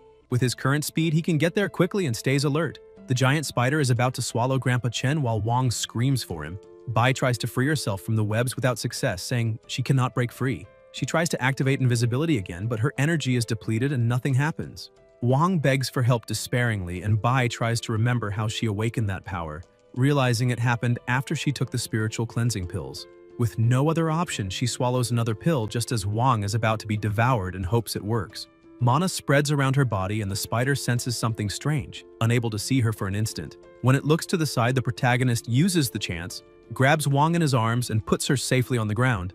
She immediately runs while Xia notices the spider's shell has some resistance to fire. The creature says he looks delicious and now belongs to her. Yan leaps with the axe and strikes the monster. The spider launches webs, but the protagonist burns them, making it scream. He touches the ground and notices small spiders emerging from everywhere surrounding him. Near the buildings, Shui approaches by car with his partners, running over everything ahead and collecting another core. Jun comments that with 7 or 8 more, he may take an even greater leap, and that the number of level 2 zombies only increases. One of them points forward, saying that looks like a spider nest, and there is a burned hole, as if someone had gone in, probably Yan, the fire user. They discuss whether to enter or not, but soon notice many spiders around. A sharp sound echoes, one of them fires a pistol, and the spider keeps approaching until it is struck by She. Jun observes the oozing liquid and says it is disgusting, but notes there are traces of crystal core energy there. And even if minimal, it is pure energy. If they hunt enough, it will not be worse than zombie crystals. Meanwhile, the protagonist keeps fighting the giant spider. The villains finally spot him and remark it truly is enormous. Shai says that eliminating that spider would bring far greater benefits than any zombie, and the partner asks what they should do. Jun says to let the giant monster fight Yan while they hunt the small spiders, absorbing energy and strengthening their abilities. Thus, when the hero and the spider destroy each other, they will be stronger than ever and will seize everything like true opportunists. The bigger spider advances across its own web toward the hatchlings, and Xia unleashes his flames against it and the swarm, creating an explosion of fire that lights up the entire nest while Yan leaps across the ground. The blazing flames keep spreading and the spider screams in pain. The protagonist asks if it intends to use the small spiders to wear him down and says to see who will be faster, her spawning more creatures or him eliminating them all. At that moment, Jia notices Shi beside him crushing smaller spiders while Jun splits open their bodies and drinks the internal fluid, saying it is amazing because he has become even stronger. Yan watches and wonders if Shi has become an ability user again, remembering that in his past life he already had exceptional talent, even managing to steal the insignia of the Great Prison and become a leader praised by everyone. This time, he also achieved a breakthrough. The men beside him do the same, drinking the liquid from the small spiders and claiming that now they can kill any hatchling with a single blow, gaining strength equivalent to 50 kilos, and that with Shi there nobody will be able to face them. Shi says he wants to step on Xia's face, explaining that even with a little energy, those creatures have something addictive, and the feeling of getting stronger is irresistible. The protagonist flies over them and comments that it's disgusting that they are eating spiders, saying their appetite surpasses even that of zombies. One of the men asks about the giant creature, and Xia points to the side, asking if they are looking for her, saying that if they like eating spiders so much, they should apologize directly to their mother, because she does not look happy. The larger spider falls over them, staring at the group, and releases new hatchlings, ordering them to tear everyone to pieces. They panic as they try to fight the small creatures. Yan watches from afar and comments that Shi is truly good at provoking hatred, since he has a face that invites attacks. Jun, burning with energy, declares he is an ability user and that he will eliminate Xia. The protagonist says that's amazing, and that he has something to tell him later, but first, he must settle things here and asks him to wait a bit.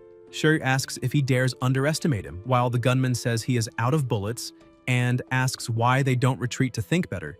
But Shi says they can't and that they must eliminate Xia immediately. The partner asks what is happening to Jun because his body begins mutating and his shirt tears at the shoulders. Shi grabs a live spider in his hand and rips off its head with his teeth, saying he has gotten stronger again. The boy calls Jun, but he tells him to shut up and keep hunting spiders, claiming they are all his food and the more he eats, the more he will grow. He tells them to watch closely because that is his power evolving, and if anyone mentions retreating or blocking his path again, they will know what the result will be.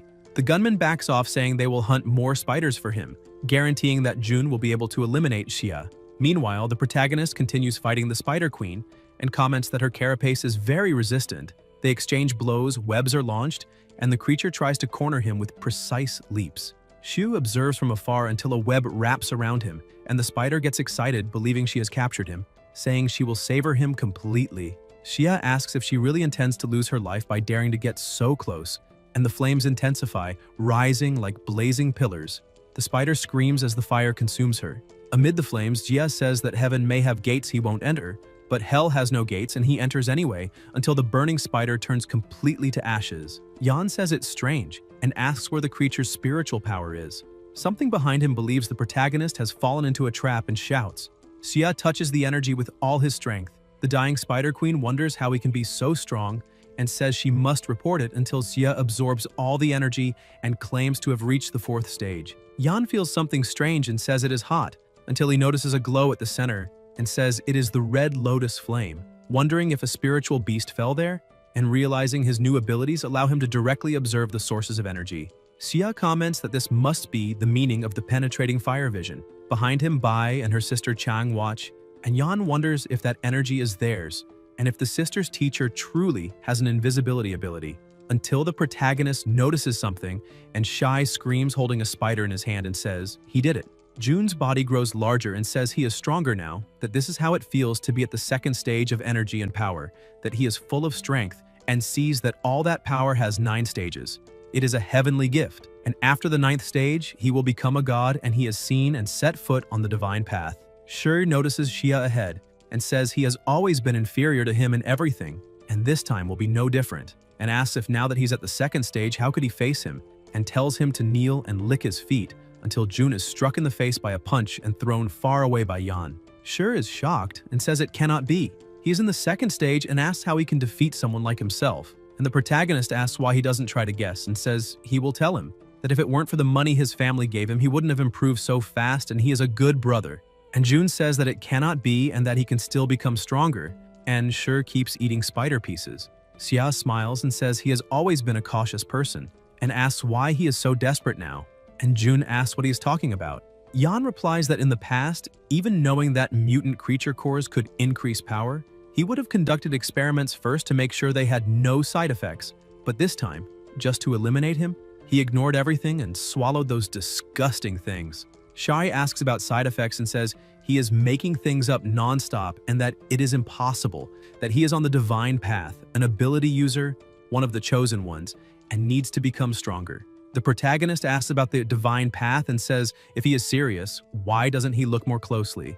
Jun is surprised and looks at the enormous shining tree in front of him and says it is beautiful, that this is the true divine path, the path to becoming stronger, and that Xia is just trying to confuse him with lies, and that he is finished because Jun himself is now stronger. Shi laughs and tries to hit him, but fails because his foot is stuck, and there are several monsters there and voices tell him to come down and join them. Jun asks for help and questions what that is, as his eyes start turning red and his hands and skin become strange. God Essence, the protagonist asks if that was zombification, and comments that he didn't realize it even after eliminating so many zombies, while Shai, in despair, wants to know the reason, and Xia explains that he absorbed too much energy from zombies and creatures, and that in the previous life, many ability users ended up turning into zombies precisely because of that accelerated absorption. Although there was still a solution, making Jun ask for help and question what that was and what the way out was, and Yan replies that the solution was the spiritual cleansing pills, leaving Shi shocked as the protagonist says that if he had advanced slowly and absorbed in moderation, he would have controlled the toxicity of zombie cores and mutant energy, since the pills eliminated toxic heat, balanced the energy and calmed the spirit, allowing him to overcome that crisis and continue advancing through the so-called divine path. And Jun starts crying, begging to be saved, and even promising slavery, but Yan asks what he is saying and reminds him that they were Iron Brothers, making Shi smile immediately before being struck when the protagonist states it would be better for him to lose his life right now because he insulted and even tried to harm his sister, was given a chance and showed no gratitude, destroying himself in a way that not even gods could undo. And lying on the ground, he still begs for the spiritual pills, while the protagonist shows the box and asks if that was what he wanted and how a single box would be enough, leaving Jun shocked when Xia states that it was at least a ton of spiritual cleansing pills, and that if his family had access to that, ability users would advance without difficulty and become extremely powerful, saying that if he were still his Iron Brother, he would have received everything without restraint. But it was a pity, and that was the fate he chose himself. And Jun tries to attack from behind but is struck by the still exhausted teacher, making Yan admit he didn't expect such courage, while Bai apologizes, saying she heard the whole conversation and thought they were friends and maybe he didn't really want to eliminate him. So she acted on her own, thanking him for the suggestion about buying spiritual cleansing pills. And she keeps holding the weapon firmly, piercing Shi's body and hitting his face, saying she saw on the internet that by eliminating stronger zombies, it was possible to obtain energy crystals and asks if it was there, handing the crystal to the protagonist, who confirms that Shai, being a level 2 ability user, really possessed a crystal after turning into a zombie and says that crystal belonged to her. And the teacher thanks him and begins absorbing the crystal as an aura spreads around her body, and Bai thinks her energy has recovered quite a bit, but remembers she needs to be careful with her own body's limits so she doesn't end up like a monster. And Xia comments that her ability is interesting, similar to invisibility, but working in a different way that, if used wisely, would greatly increase her chances of surviving the apocalypse, allowing her to do whatever was necessary to stay alive. And the teacher asks if he is Xiao Yun's brother and says she wants to propose a deal to him, making Yan ask what deal that was, while Bai states that the spider he's hunting is very big, and that over time, monsters of that level will become more and more common, and that he will need to hunt them to strengthen his abilities. And the protagonist says she observes well, as the teacher says that in the end, he's just one person and won't be able to eliminate all monsters alone. So maybe she could help. And Xia asks how she could help eliminate monsters, hearing that she can gather information, search for resources, act as bait, and even hunt. asking only for a chance to prove her value, and Yan asks what she really wanted, hearing that she only wished to become stronger and survive, and asks if that bothered him, and the protagonist says he wants her to go to the hospital, eliminate the monster hiding there, and bring back the loot, asking if she accepted the challenge, and the teacher replies yes, and that she would go immediately. And Jia warns that the monster is very strong like the spider, but Bai asks how long she would survive in an apocalypse if she couldn't face something like that, saying she would take the risk, and leaves walking while Yan comments that that was determination, and the teacher goes ahead using her invisibility ability. The protagonist thinks everything is under control and that if she really completes what she intends, he wouldn't mind having another partner because there is no time to waste, and the best thing is to start putting out those two fires. In another part of the city, objects are thrown while Song, consumed by fury and pain, cries over his son's end, and the boy beside him comments that the young master consumed too many monsters. The body couldn't take it, and the other took advantage of the opening to deceive him, revealing that the one responsible has a sister, and her location has already been found. Tien demands that everyone move immediately, stating that since they eliminated his son, the sister will face the same fate, assuring them that she certainly carries spiritual cleansing pills and that they must capture her to take them, reminding them that no matter how strong Xia is, the sister is still just a normal person, and he's in the city, unable to be in two places at once. Meanwhile, Yoon is watching television as the reporter announces terrorist attacks and a growing epidemic, instructing everyone to stay home and wait for rescue. Experts link the outbreak to the dumping of nuclear wastewater and mention that spiritual cleansing pills may relieve symptoms, while the police remain paralyzed and the government activates a Level 1 emergency plan, sending in special forces, leaving Yun uneasy. Elsewhere in the city, lightning tears through the sky and the rain grows heavier. Yun watches through the window and asks if her brother will be all right, and the turtle tells her to stay calm, explaining that with the master's spiritual strength, very few things can harm him, then asks if she has already chosen which ability she wants to learn, saying it possesses 3 talismans, each containing a heritage of immortal arts, now called abilities.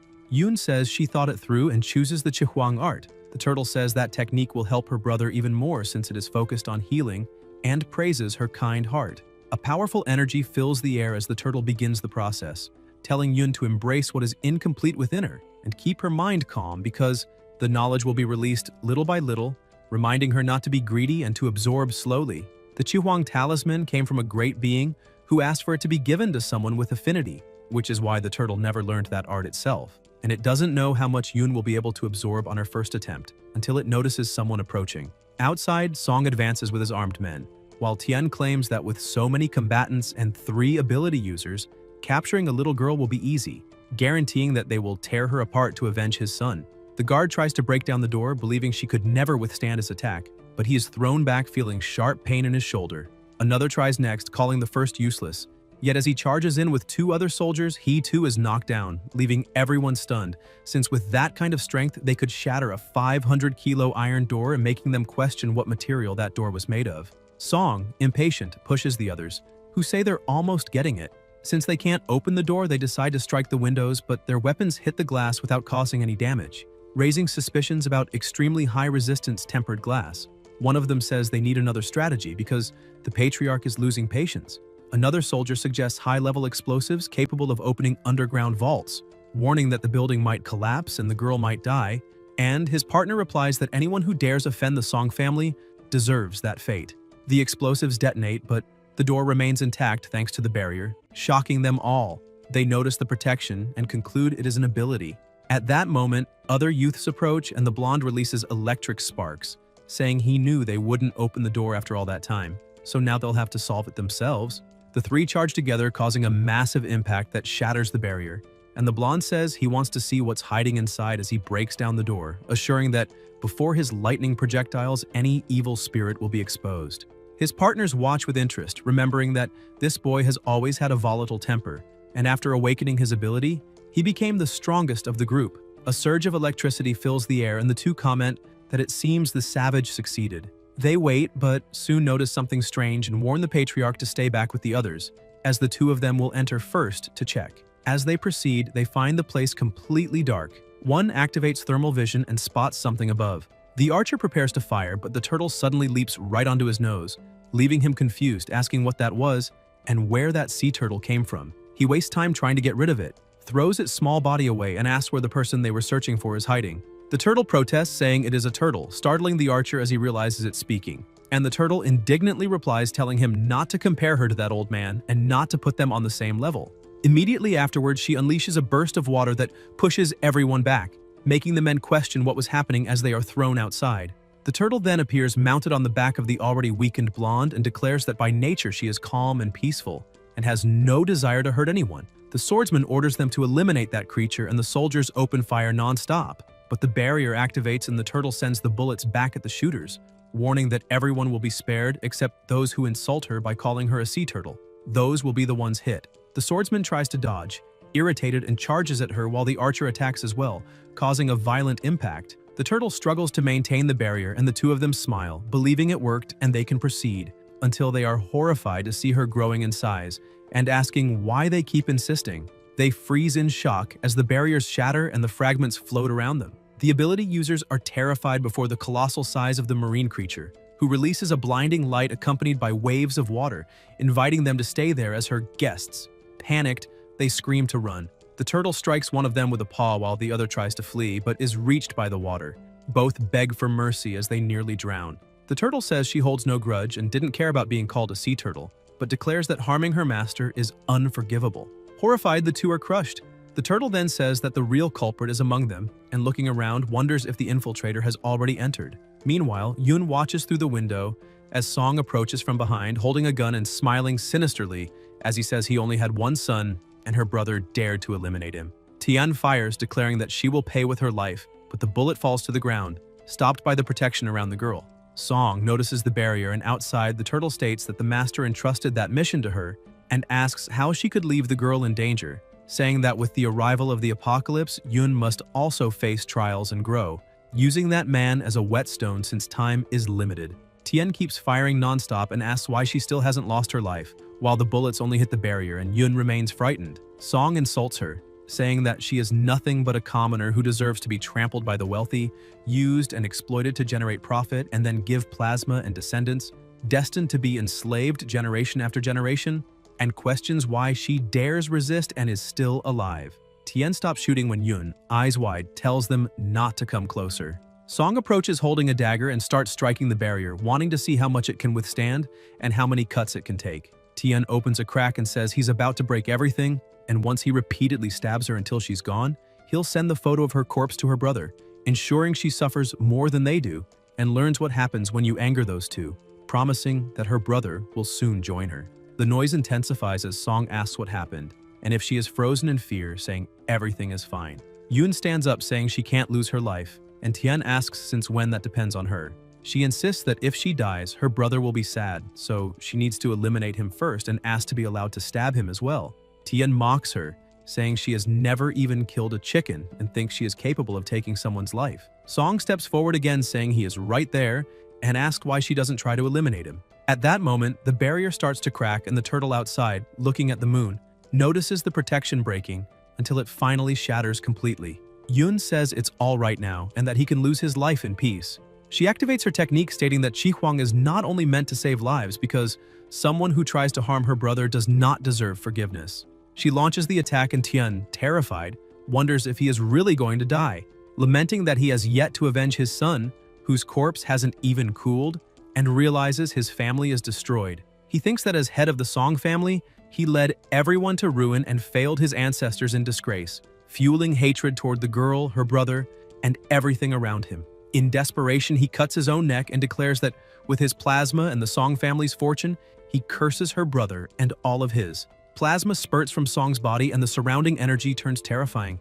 Tien remains paralyzed as multiple snakes begin to emerge. Song kneels in the pool of plasma and a horrifying creature appears, demanding that he surrender his soul in its purest form and offer everything he is, hinting that it might be interested in descending early to have some fun. Tian, in tears and holding the dagger, cuts his neck again, and the creature calls him a stupid insect, saying that even so, he will serve as an appetizer. Song begins to laugh hysterically as massive amounts of plasma spray in all directions, with such overwhelming pressure that even the window glass shatters. The aura that forms is brutal. Creatures begin to be summoned, and he describes that resentment as something delicious. The turtle watches from a distance and wonders if that is a demigod. The surrounding barriers reorganize and reactivate. A snake slithers across the ground and as it rises, transforms into a serpent man, introducing himself as Yamata no Orochi and telling them to look at what he has found. A turtle brimming with energy and a strange little appendage announcing that after 1,000 years of hunger, he can finally feast. His aura spreads across the whole city. Elsewhere, the protagonist stands beside a freshly finished beast and comments that as his power grows, eliminating lesser creatures becomes increasingly simple. A noise emerges as the creature's plasma spreads into the river, runs across the trees and contaminates the fish. Jaya observes that these monsters, whether alive or not, keep devouring the world and that, with time, not a single patch of fertile land will remain. He releases flames that ignite everything around him and upon noticing another monster charging forward, leaps onto a building, absorbs energy and keeps his gaze fixed ahead. He comes across a huge tree surrounded by people and asks if that is a demonic creature. In front of him, civilians retreat in fear as zombies draw near, while ability users struggle to hold them back. Xia lands on the ground and notices that the zombies do not approach the base of the tree, concluding that everyone is taking the opportunity to enter that protected space. Some people gathered beneath the tree notice that the zombies have really stopped, and Yan senses that something is wrong, for although many are there, their expressions seem strange. Others around them sigh in relief, saying that at least there the zombies would not dare come closer, and ask what everyone is doing. Someone clasps their hands and says they can finally rest a bit since the fight was long, while ability users say they are exhausted but satisfied for having protected so many people. A girl asks what that tree is, and a boy explains that if she wants to survive, she needs to listen carefully. The protagonist recognizes that man as Supervisor Chen, who announces that the world is over and that everyone has already seen the chaos outside. Zombies, monsters, and eliminations everywhere. A lady says she saw her husband being devoured, and another asks what they must do now. The supervisor replies not to worry because, for now, under that tree they are safe. As long as they remain there, zombies won't approach, and everyone will stay alive. Then he says there is a price for that protection. A little girl asks what price that is, and Chen explains that the tree that defends them is called the Tree of Human Faces, a demigod from another world that feeds on offerings and devotion. He says the entity has a good heart and chose to save civilians, but to remain under its protection, tributes must be offered. A woman, surprised, asks about a demigod, saying she now understands why the zombies did not approach, and that it is lucky they are alive. Jia asks what kind of tribute must be given, while the people admit they did not bring incense, ritual money, or any kind of offering. They ask what they should offer the god of the tree, and the supervisor recognizes Yan, thinking he is still alive and extremely lucky, but also that he arrived at the perfect moment. He then states that nothing complicated is needed, just sacrifice one person every 2 hours to the great tree of human faces, comparing it to the risk of everyone losing their lives and questioning whether that is not a fair deal.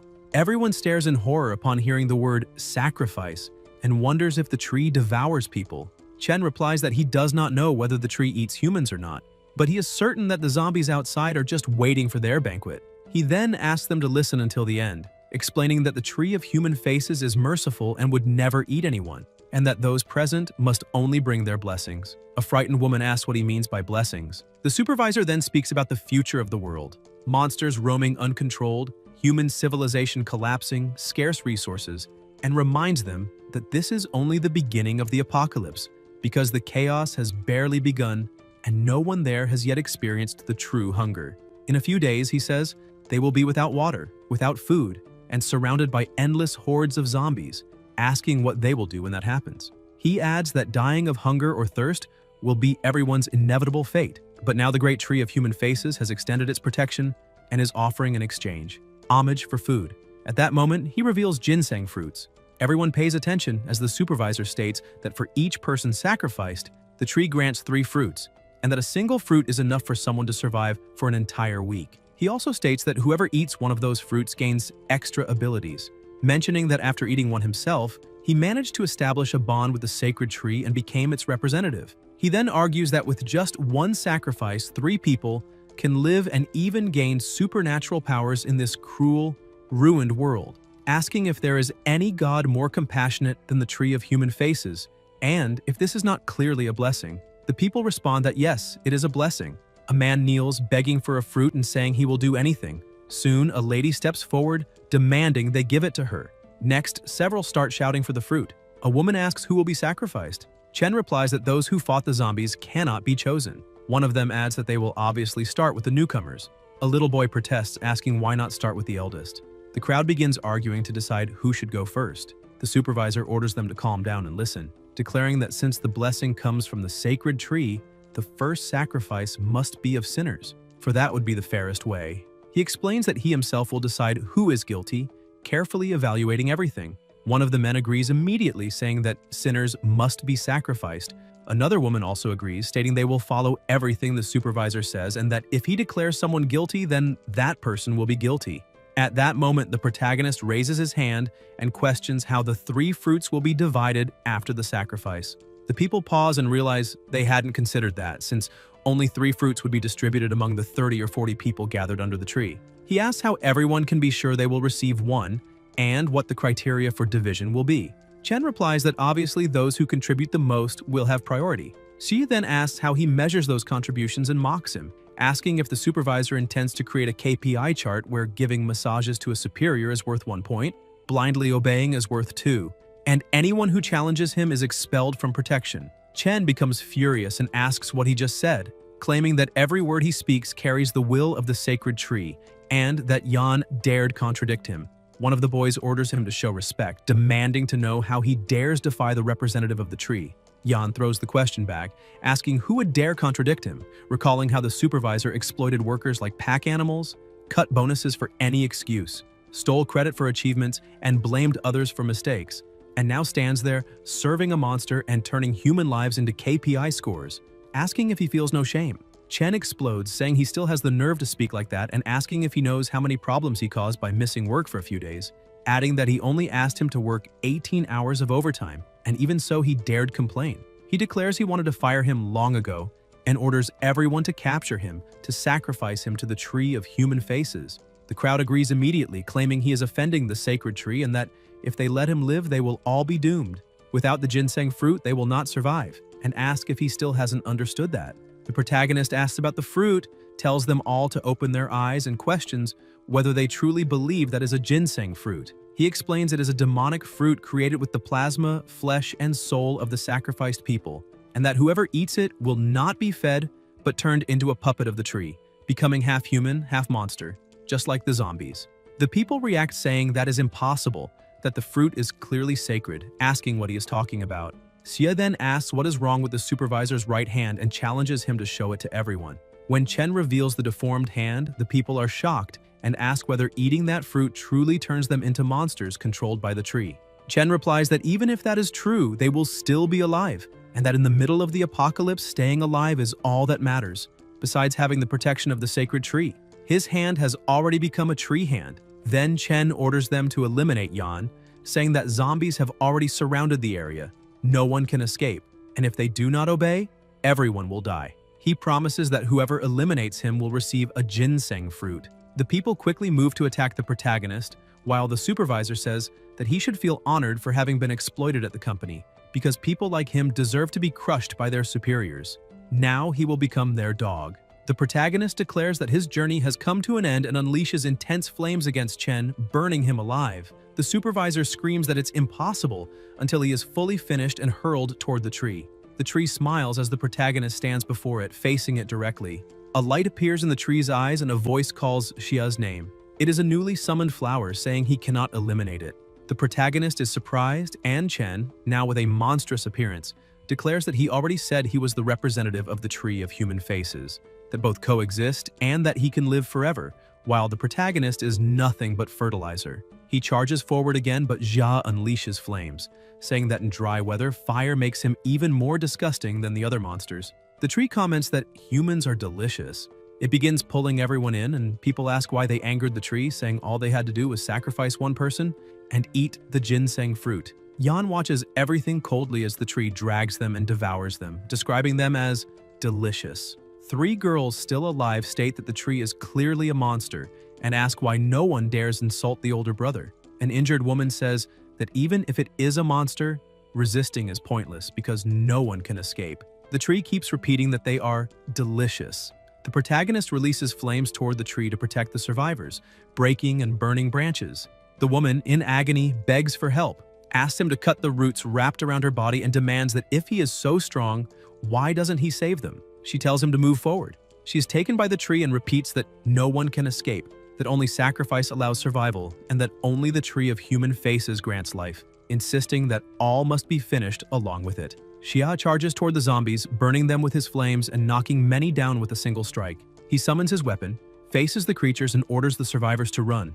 They thank him, while those who are trapped in the roots fall into despair, saying it cannot be true that he eliminated all the zombies, and that if they had known earlier, soon after, those trapped are devoured. The tree looks at the protagonist and complains that he let so much food escape. The roots reach toward him. Xia meets its gaze and declares he will end it first. The tree smiles until the rain begins to fall. It tries to shield itself from the attacks, but the protagonist keeps advancing until he notices something strange and says, "That thing is extremely tough." The tree replies that it cannot defeat him directly, but it can wear him down, reminding him that he is human, with no food or water. The protagonist takes out a bottle and asks what it just said. Then Xia summons a feast and begins eating in front of the monster. The tree becomes irritated, and Yan asks it to repeat that it wants to wear him down, questioning whether it doesn't know that his storage is larger than the tree's entire body. Su comments that this demonic tree has an absurdly long health bar, regenerates quickly, and even being just a soldier-class demon, is more troublesome than a warrior-class demon. Taking it down completely with a single strike would be difficult. Su then tells them to try a chicken leg, and if they don't want it, to settle for the chicken tail.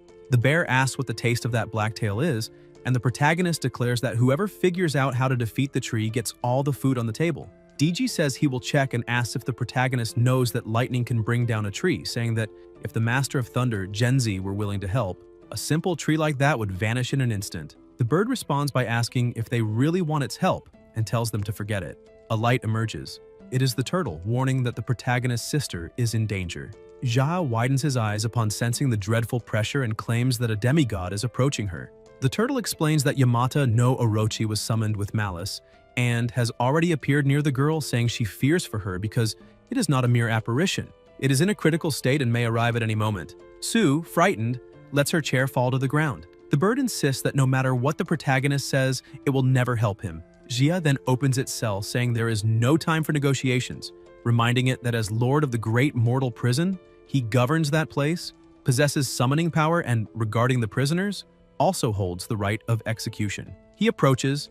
The bird is completely paralyzed and only stares back at him, while the protagonist thinks that might be the day of its finalization. The trembling bird asks him to issue the decree. At the same moment, the tree says it did not expect the great Yamata no Orochi to descend earlier than predicted, but to a human who survived 1,000 years, a few more hours make no difference. A light crosses the sky and powerful attacks are unleashed by the bird. The protagonist stands on its shoulder and orders it to destroy the tree. The bird charges, unleashing all its power, and easily destroys it, generating massive pressure around. The tree is completely finished. Xia tells everyone to leave and they head elsewhere. Soon after, the chief arrives with her men, noting everything was annihilated and not even a trace of soul remained, praising the terrifying thunder. A man reports movement at Chunhua Hospital, and the chief laments the loss of that wood spirit, saying it would have been useful to her, ordering them to head to the hospital, and commenting someone managed to exterminate the monster before her, asking who could do that. At the zoo, the lion's area is open. The lion devours its prey until a terrifying presence approaches. Sensing it, the lion looks for a moment before being struck and finished with no chance to react.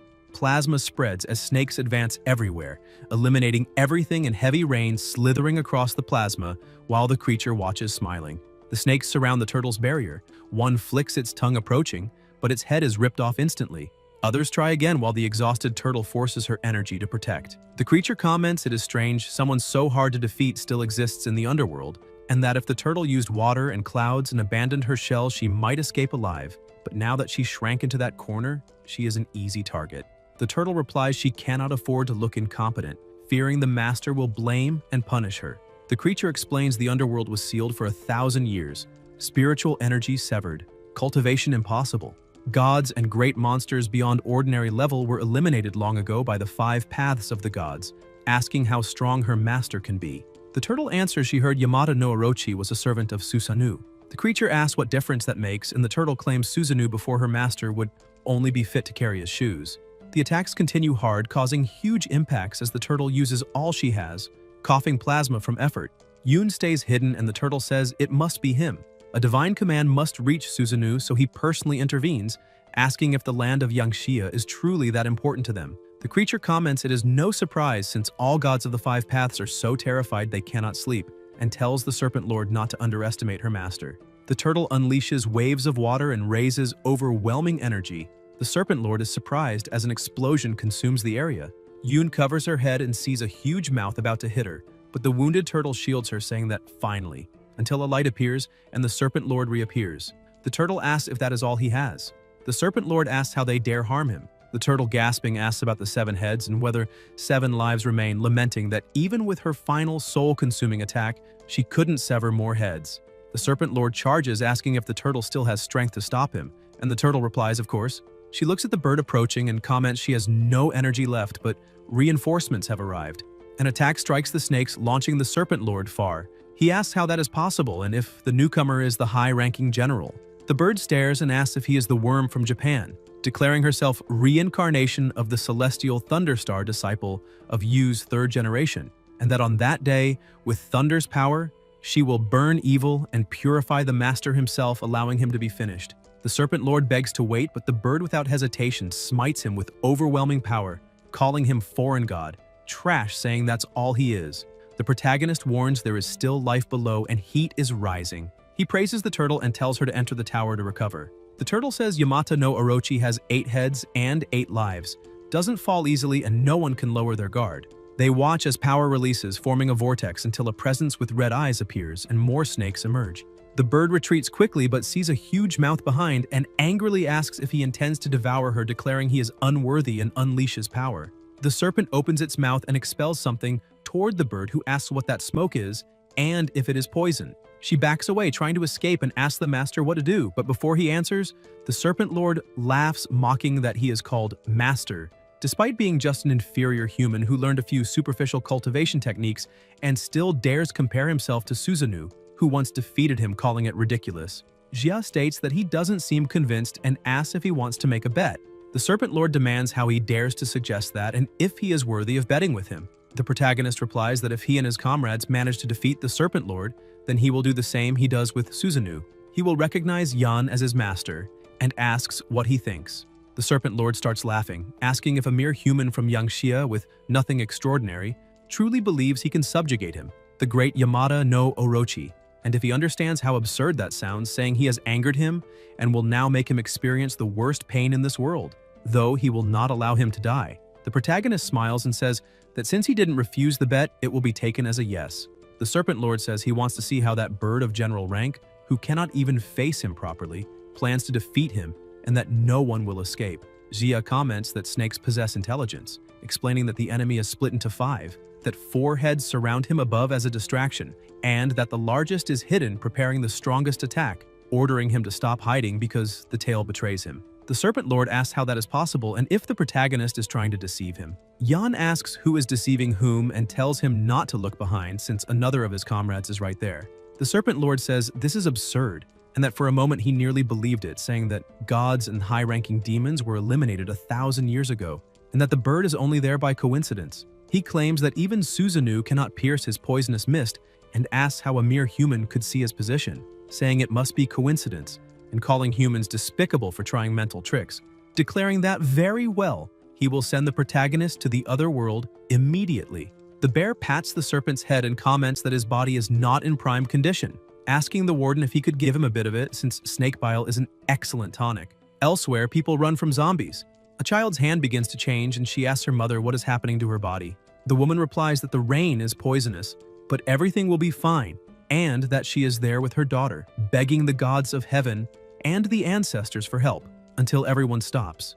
The bear fights the serpent, the two exchanging blows, and the Serpent Lord wonders if that bear is also high-ranked, asking why the protagonist has 2 entities of that level at his side. He thinks that if he reflects well, even the turtle was 1 step away from general rank, and notices how many powerful beings are gathered around that human, questioning what on earth he really is. The protagonist answers, telling him to guess. The Serpent Lord thinks that the protagonist hides a great secret and must report it immediately, but before he can, a light explodes and the bird charges forward to attack him. The snakes release powers from their mouths, lightning tears the air, and the bear keeps crushing snakes with his bare hand, saying it is bold of them to even try biting him. Everything around is in ruins. The Serpent Lord stands still and then comments that his bones and muscles are injured, The situation is urgent and he must prioritize transmitting the information. At that moment, he notices Yoon hiding and says that the devoured energy of resentment will guide him to her in seconds, promising to act swiftly. He advances, but someone appears in front of him, the protagonist, asking where he thinks he is going. The Serpent Lord demands how he got there and how he knew, and Xia replies that of course he knew, because he clearly saw that after attacking Zhenzi, one of the heads went into hiding and fled secretly. He says that those 6 heads would already be a generous reward, but instead of fleeing, the monster still had the audacity to go after Yun. The protagonist declares that he has already chosen the path of finalization, but the Serpent Lord laughs and asks if he truly believes that, saying he underestimated him. He explains that only one of his heads is here, and that the protagonist is just an insignificant cultivator unable to defeat him. Since they call him Warden, he says that by devouring him, he will solve the issue of the other 6 heads and also deal with the girl behind him. Jaya unleashes intense flames, causing a massive explosion, but the Serpent Lord dodges. Yan raises his hand believing he struck him, until the Serpent Lord bites his arm saying he has caught him. However, the protagonist pulls his arm from his mouth effortlessly, grabs his sword, and the Serpent Lord is shocked, asking if he truly possesses that much strength. Meanwhile, the bear fights by crushing snakes barehanded, and comments how incredible that is. On the other side, the bird, wounded in the chest, touches her injury and says the plasma has stopped, stating she will continue and hoping that the last head is tougher. The Serpent Lord thinks that only 4 lives remain now and that he must end everything quickly. He recognizes that the human has a constant flow of energy and a tenacious body, and he cannot allow the fight to drag on. He declares that the truth is simple. The weak point of humans is the soul. The Serpent Lord turns into soul form and invades the protagonist's consciousness, finding it far too easy, saying he entered without resistance, and that after all the boy was born only a few decades ago, while he is a demigod thousands of years old. So the protagonist's spiritual barrier is as fragile as paper. He decides to rummage through his memories to discover where the general rank demons came from, how he obtained his powers, planning to turn him into his personal puppet. But soon he wonders why there is a tower of consciousness. The Serpent Lord begins to scream in pain as the light weakens. He smiles when he notices a hole at the base of the tower, saying he will enter it. Upon doing so, he believes he has finally survived, and comments that the tribulation lightning struck him twice and destroyed much of his soul. He asks where he is, and whether he truly entered the tower, complaining about the darkness. A presence approaches. The Serpent Lord senses countless eyes fixed on him and panics, unable to understand why. He, the great serpent Yamata no Orochi, a demigod at the peak of the general ranking, remembers that not even Susanoo ever made him feel such fear, and wonders if those eyes are even more powerful than Susanoo's, speculating whether they could be gods sealed inside the tower, but claims that is impossible. The Serpent Lord opens his eyes wide as a terrible sound echoes and lights erupt. Outside, the snakes collapse defeated, emitting shrill cries, and the Serpent Lord falls to the ground asking what that was, saying that he saw it and forgot. He completely forgot what it was. The protagonist feels disgust and comments that just a moment ago that cursed serpent looked at him strangely and dove straight into his consciousness, crashing into the tower. The bear says he can't imagine what happened, and the bird states that the intelligence of those outer gods is truly pathetic. Heaven offered a way out, but he chose hell. Sue remarks that it happened on the 4th level and that not even she has ever been there, asking what happened when all the Impriso gods witnessed it at the same time, saying the result was so insane that plasma splattered across the ground. The protagonist feels something, looks to the side and stares at the moon, until a single eye opens fully. Meanwhile, elsewhere, a mother is with her daughter, and the child asks her to look at the moon, which is no longer there. Everyone looks on, shocked, as an intense light appears and colossal pressure spreads. The turtle whispers, Susanoo, while the Serpent Lord claims there is a great secret. The bird orders them to stop immediately and kneels on the ground as the enormous eye hovers above them. The bear asks if they are going to just stand there and do nothing, saying that thing is about to be rescued. Sue replies that of course not. Flames erupt and the protagonist grabs the Serpent Lord and hurls him away. The snakes fall into a cage, utterly confused. Jia pushes them into the tower, saying it's nothing much and already handled. The bear praises the warden, and Sue states that with the power of the great prison of evil, blocking the gaze of a commander-rank god is simple. The pressure suddenly intensifies and a presence descends. Yan watches, looks upward, and the eye asks how they dared deceive him. Something approaches with deafening impacts. A light pierces the tower, and the protagonist feels his spiritual energy being completely drained. He orders everyone to fall back. One of them says the situation is critical and they must think of something quickly. Xia recalls that in his past life before reincarnation, The strongest ones he saw descend were only a few general-rank demigods. Midnight was the exact time Yamata no Orochi was meant to appear, but since Song summoned him early, it affected Susanoo, whose arrival should have been delayed indefinitely, causing him to lose control and attempt to break the dimensional barrier. Now the entire balance is destroyed. Terrifying gods who were supposed to descend one by one may fall prematurely. He wonders what he must do. The turtle says that, according to fate, humanity would have had time to awaken abilities and evolve until they could face the gods. But everything has been sped up. If the barrier is destroyed and the general rank gods are freed, the nation of Yangxia will notice it. The protagonist's eyes widen as a colossal mouth opens and releases an overwhelming power that strikes Yoon, flinging her away. She spits plasma and comments on her ears. Yoon activates her technique to seal hearing, throat, and heart, saying that her brother took the full impact of the sonic wave and asking how he is. She looks outside, sees something, and freezes. Her brother is pinned against the wall. Yoon begins to cry, calling out to him. Elsewhere, people cover their ears in desperation, asking what that thing is, saying that not even the moon remains, and that the apocalypse has arrived. There is no hope. A barrier breaks and a woman looks through the window, saying that if she had known this would happen, she would have ordered another portion of pork belly the night before, and now she can't even eat. Flower petals fall as explosions erupt across the city. The little girl is in her mother's arms, kneeling on the ground. At the zoo, someone sits as petals fall and there is an emblem beside them. The creature notices the object, comments on it, and holds the emblem. Voices say that gods are cunning, but it's a shame they saw through the deception. The creature says Jia is trash and asks if they will continue to be humiliated by him. A trembling hand rises and shows the middle finger. It is the protagonist who curses the monster and retrieves his object, which releases a powerful light. Someone appears within the brightness. Long hair, strange clothing. And the creature says that this is impossible, telling them to retreat immediately. But the protagonist, now transformed in appearance, says that it's already too late. A weapon appears and Xia mentions the sunset bow, saying that Hu Yi used it to shoot down the 9 suns and end the monsters that tormented people like Yayu, Feng, Xu, and Zhao. The creature screams and Yan says that next time he enters someone's home, he should be more polite. The creature grits its teeth and says that not even in his dreams will he stop being a god. The arrow is released and strikes the monster's eye. The protagonist asks about a god and says he has already eliminated many, that one is the weakest of all. There is no more discussion, and now he can be finished in peace. Xia hits his face with flames, creating a devastating impact. The god says he is still alive, repeating several times that he is alive and claiming that behind him lies the barrier of the world, asking if the protagonist is capable of crossing it to eliminate him. Yan appears before him fully embodied and summons his sword.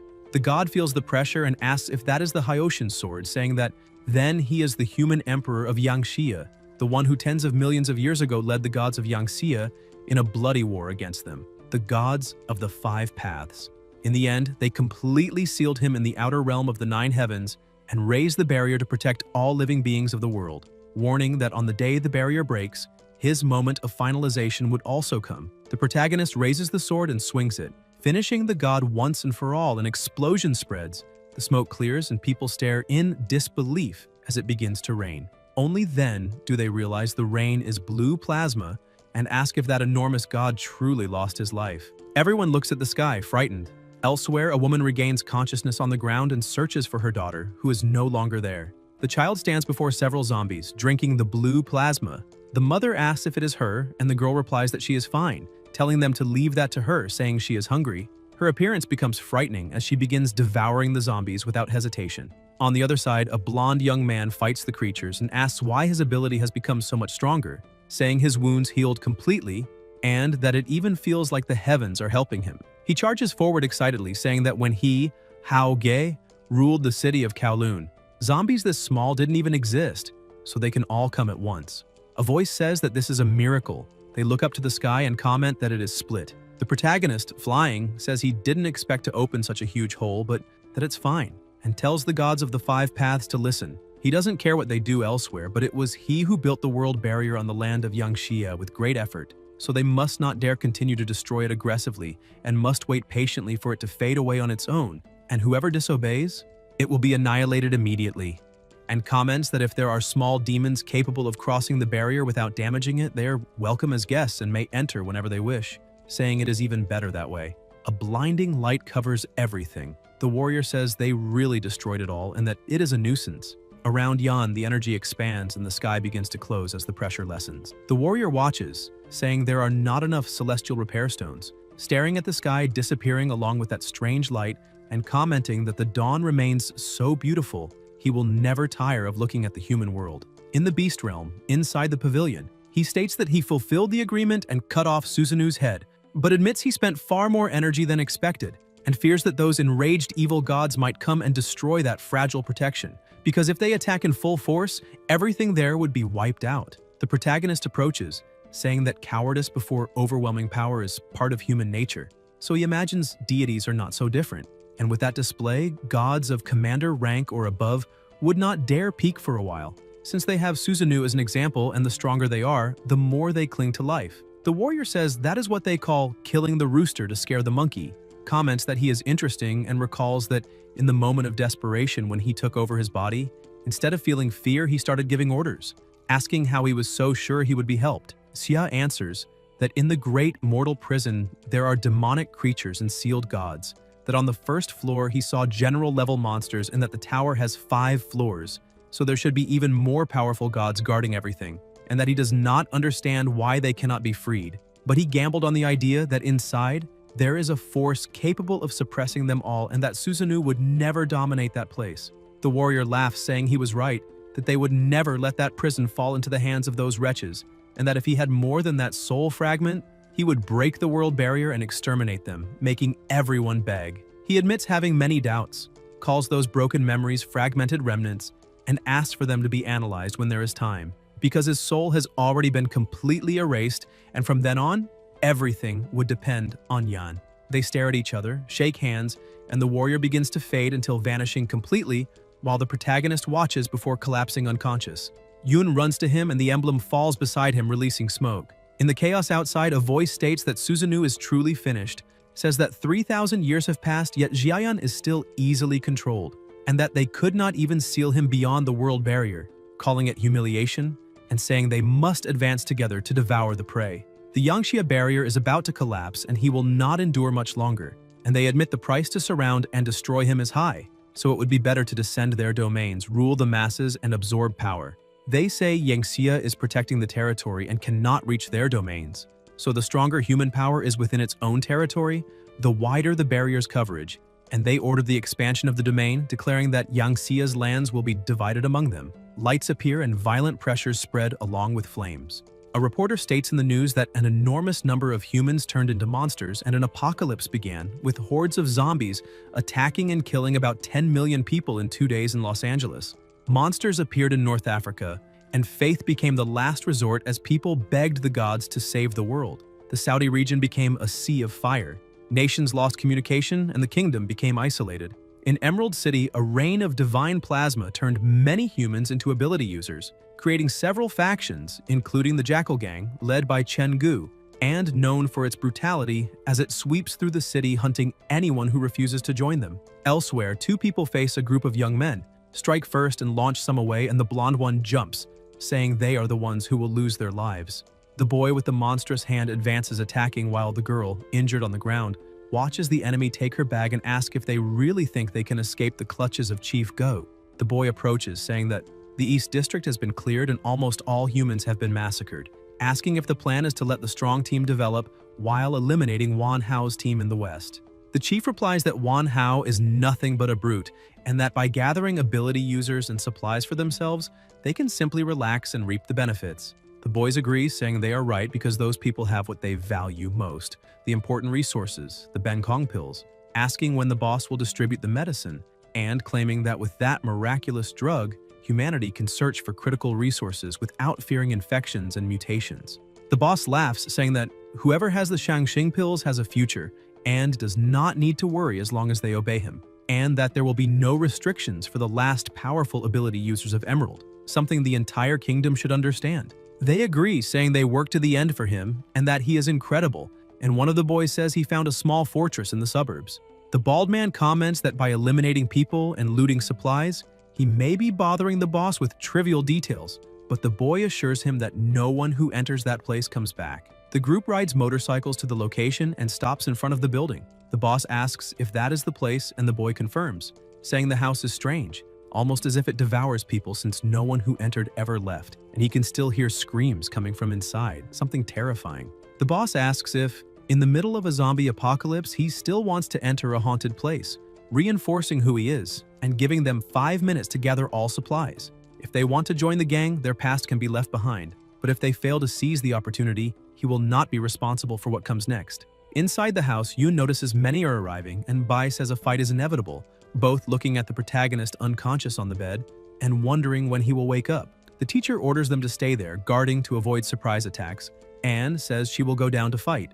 Yoon asks her to be careful, and Bai says there is nothing to worry about because she is stronger now, remembering she defeated all those guys before, and that no matter what happens, she must endure until her brother wakes up because he saved her life and is in a critical state. Yoon promises she will stay and protect him even if it costs her life. Bai opens the door and goes down the stairs, thinking about what really happened that day, remembering the group of ability users that appeared and saved her.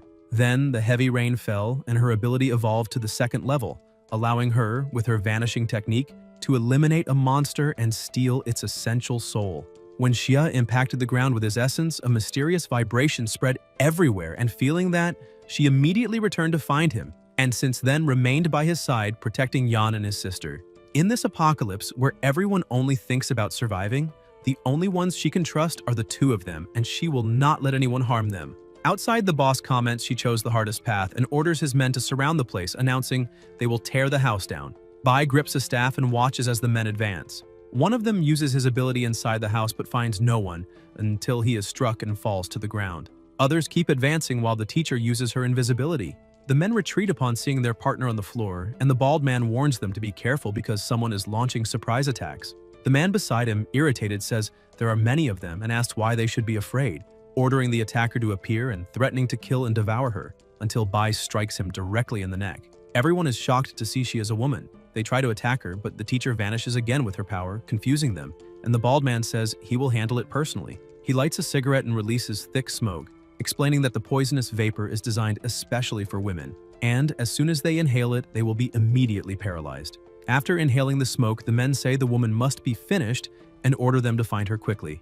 Bai, covering her nose, goes out determined to eliminate the leader first. The teacher, still invisible, advances behind the boss, but the moment she tries to strike him, Bai is thrown far away, and the boss says she's too bold, asking if she did not know he carries a protective treasure. The teacher loses her invisibility and the boss charges, stabbing her with the dagger and saying that since she has appeared, she should not even think about escaping. The others wonder when she got out and what kind of ability that is, asking for calm. Then the bald man shouts that there is someone upstairs, apparently another woman, and says they will go get her, while the men comment that this will be fun. Bai lies on the ground with the dagger in her shoulder, thinking of the two, and Yoon watches through the window, terrified, until the men invade the room.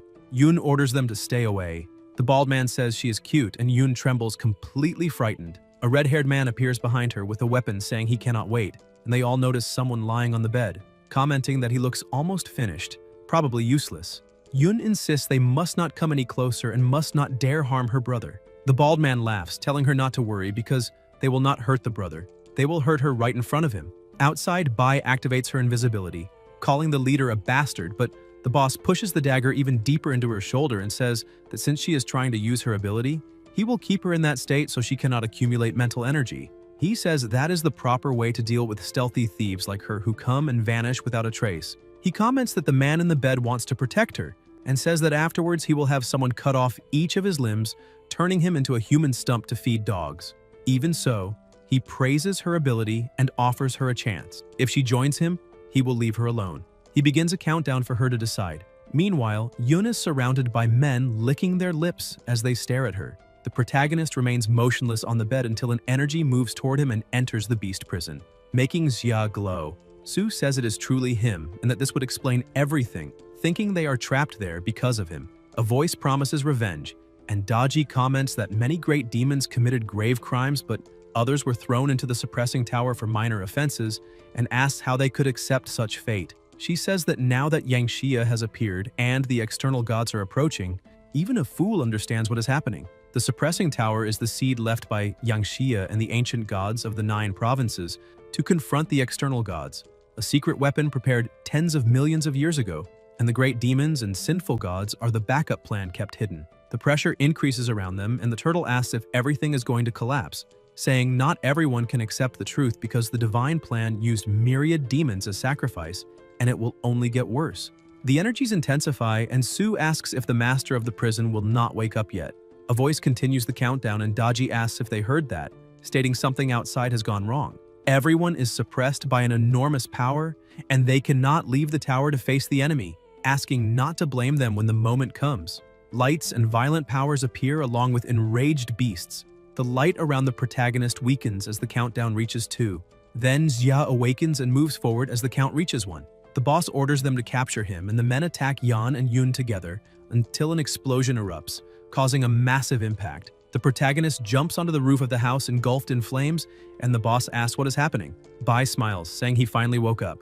The boss asks who woke up, and on the rooftop, Xia appears beside his sister, saying he is the one who will take his life. The boss demands to know who he is and orders him not to come closer, threatening to eliminate him. Yan extends his hand and moves it through the air, striking the boss without approaching. And then the protagonist closes his fingers, breaking a piece of the bell and causing scorching flames to rise across the boss's body as he is burned alive. The men run, asking what happened to him and who that person is, surrounding Xia and his sister, but Yan complains about the noise. The protagonist then charges forward, releasing an absurd amount of flames and incinerating everyone at once, leaving the rest shocked to see someone so strong. Some try to flee, and a blonde boy celebrates thinking he escaped, until he begins to burn alive as well. Xia realizes that after facing Suzanu's avatar, he managed to absorb the essence of that creature, imprinting its mechanics and power within his own ability, while everything collapsed around him. He understands that his skill evolved to level 5, and that against level 1 and 2 users he had already surpassed level 6. His mind became sharper, his control more precise, and his destructive power even greater. Amid the flames, someone completely charred insists it is not over, revealing himself to be the boss, who tries to talk about his treasure but has his hand cut off by Bai holding a dagger, saying he is the one who caused all this and asking if that item was really what blocked so many fatal blows. Yun appears and uses her healing ability, explaining that Bai is severely injured and she will treat her, while Bai thanks her, saying he finally awakened. The protagonist asks how long he was unconscious, and the teacher explains that since the battle against that causality monster, he remained in a coma for 7 days and 7 nights, and that during this period, many things changed, as people with abilities began to appear. A leader named Kan gathered users who have access to the Shangxing pills, and everything indicates he is not acting alone because someone bigger is behind him, organizing something enormous. Xia understands and says he will need to ask the right person for some clarifications. The boss, still alive, orders them to finish him if they have the guts and asks who the hell he thinks he is, saying his ability is only slightly stronger than his own and that the family's leader will never let him escape. Bai asks what family that is, but the boss laughs, saying it is a joke to think he would tell, declaring that even if he dies, he will never reveal it. Sue appears laughing with a killing intent. A boom echoes, and elsewhere DG comments that he has already confessed everything. The power behind Chen Gu comes from the Yuan family, as well as the support given to the Song family, but the Yuan clan is enormous and far stronger. Yan explains that they discovered something in Emerald City days before the apocalypse and therefore began hoarding pills, raising the suspicion that they might have foreseen the apocalypse. The Yuan family gathered all their strength and is about to dominate the city in only 3 days. And Sue mentions that according to Gu, they possess countless magical treasures, including the ancestral bronze bell the boss carried. Yan adds that within 7 days they gathered mysterious pills and countless treasures. Sue says he found another important piece of information, something hard to believe because it seems an ancestral god even appeared. The protagonist wonders how such power could have come from ore while an ancestral god emerged, remembering that the Vein's first level ability can raise any skill's level, and that since Yang Xia destroyed Susanoo, the external gods have not dared attack again, leaving the soul force flow without reinforcement. He concludes it is time to travel to Black Obsidian City. Elsewhere in the city, people bang desperately on the gate begging for shelter from the zombies, until one of the survivors is shot in the head, and the soldier demands silence, saying only those who hand over Shangqing pills or zombie crystal cores may enter the Yuan family shelter. They explain they are just ordinary people with no abilities and cannot obtain anything so rare, but they are ignored when the soldier states that ordinary folks only waste food and mean nothing to the Yuan family. At that moment, they notice zombies approaching, and everyone begins crying and pounding on the gate for help. While the soldier comments that when the zombies finish devouring that trash and level up, the crystal cores will be even more valuable. The people are attacked by the zombies as the guards watch smiling, remarking that the zombie is about to level up, and the partner mentions it used to be level 3 and asks if at level 4 they can still defeat it. The soldier asks what there is to fear and claims that this is Yuan family territory, where countless experts, ancient ancestors, and even another being, far more feared, dwell, and anyone who identifies a level 4 zombie already earns merit. His partner agrees, saying it makes sense, and that it is nothing more than military merit with a Shangqing pill as reward, until someone approaches on a motorcycle, running over the zombies, and the protagonist drives straight over the larger zombie, leaving the soldier stunned. The big zombie grabs the motorcycle and smashes it to the ground, and Jia leaps forward with scorching flames striking the monster until he summons his sword and attacks, causing an explosion. The zombie burns until collapsing, and the smaller ones rush in as the protagonist complains about the annoyance and launches swords that pierce the monsters, burning everything around while some survivors duck, asking if they are finally safe and who that powerful man is. Sia then notices a level 4 crystal coming out of the zombie's body.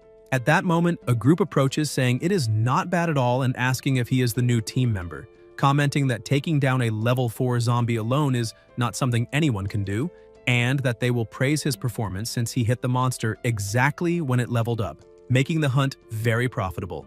Yan warns them not to touch the core, and the soldier asks what he means, while his partner says he checked and noticed the protagonist is not one of them, not part of the team, and besides, there are many fire ability users in the Yuan family. The soldier asks if someone from outside has been killing their zombies and if he is trying to steal the kill, and the protagonist asks since when those zombies belong to anyone. The soldier replies that of course they do, since they created that low-level zombie themselves, and asks if the protagonist has any idea how many human lives had to be cut short for it, suggesting he hand over the crystal core and leave if he wants to survive. Xia asks what if he refuses, and the soldier fires back wanting to know if he is from that region, and if he does not know the Yuan family dominates abilities, with the young master already at level 4 and backed by a foundation he cannot even imagine. He claims that in this apocalypse, the Yuan family is humanity's last bastion and the ladder to superior evolution, and that countless experts travel from afar just for the chance to join them.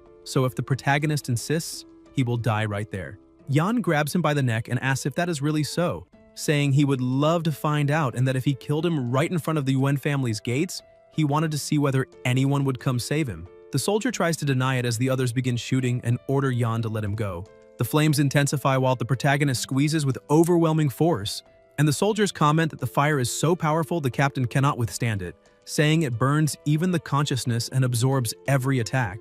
They fire, but the bullets melt in the air, leaving everyone shocked at the absurd heat. Xia asks the captain whose core he thinks it is, and the captain admits he was wrong.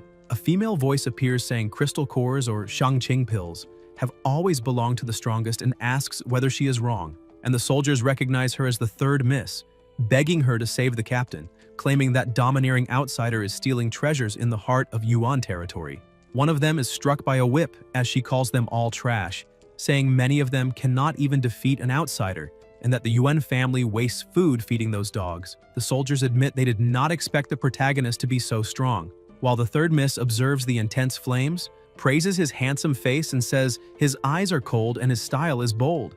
The captain begs her to save him, but is struck in the face as she calls him useless and orders him not to interrupt while she looks at such a handsome man. Xia hits all the remaining soldiers and asks who she is, and the third miss responds that her name is Yuan Ying, ranked third among the Yuan family's young generation, allowing him to call her third miss or simply Yinger, and invites him inside for tea and a calm conversation. The protagonist warns that his flames do not distinguish between allies and enemies and suggests she keep her distance, but Ying asks him not to be so hostile and to come closer. The gate opens and some confused soldiers wonder if Brother Qiang died for nothing, and upon entering, Xia notices all guards are on high alert, and Ying explains that in this apocalypse monsters are only half the danger, because human hearts are treacherous too, so no one overreacts by staying vigilant. Inside the pavilion, she offers tea, and Yan asks if the Yuan family knew of the apocalypse beforehand, and Ying says that is just one among many tools and asks him to state his name. The protagonist questions whether she is trying to recruit him, and the third miss confirms, saying he is strong, efficient, and definitely needs more resources, something the Yuan family can provide without limit. Xia comments that he fears she will regret giving so much,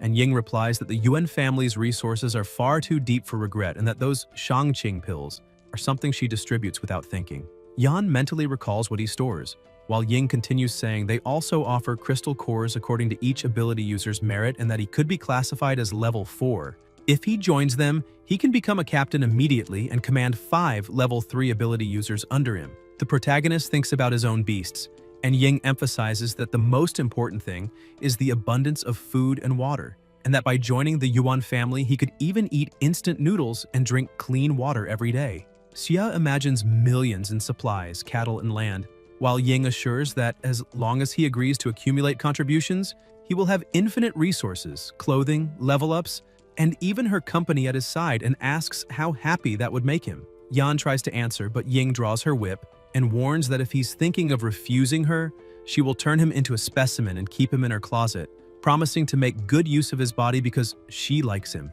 and asks whether he noticed he cannot move. She explains that the tea was mixed with poison, specific to ability users, and that a man as strong as him needed a welcome worthy of him, and demands an answer. A call interrupts the scene, and Ying complains, saying not again, while a soldier reports that the young master summons her immediately. She tells Yan to think carefully and says she wants a satisfactory answer when she returns, ordering the guards to stay alert because if he tries anything, he must be eliminated on the spot. The door closes and Sue comments that he was lucky that disgusting woman took advantage of him first, since she has not even tasted him yet, and the bear agrees, saying he is available too. The protagonist stands up and tells the bear to shut up, surprising him, and he asks if the poison did not affect him.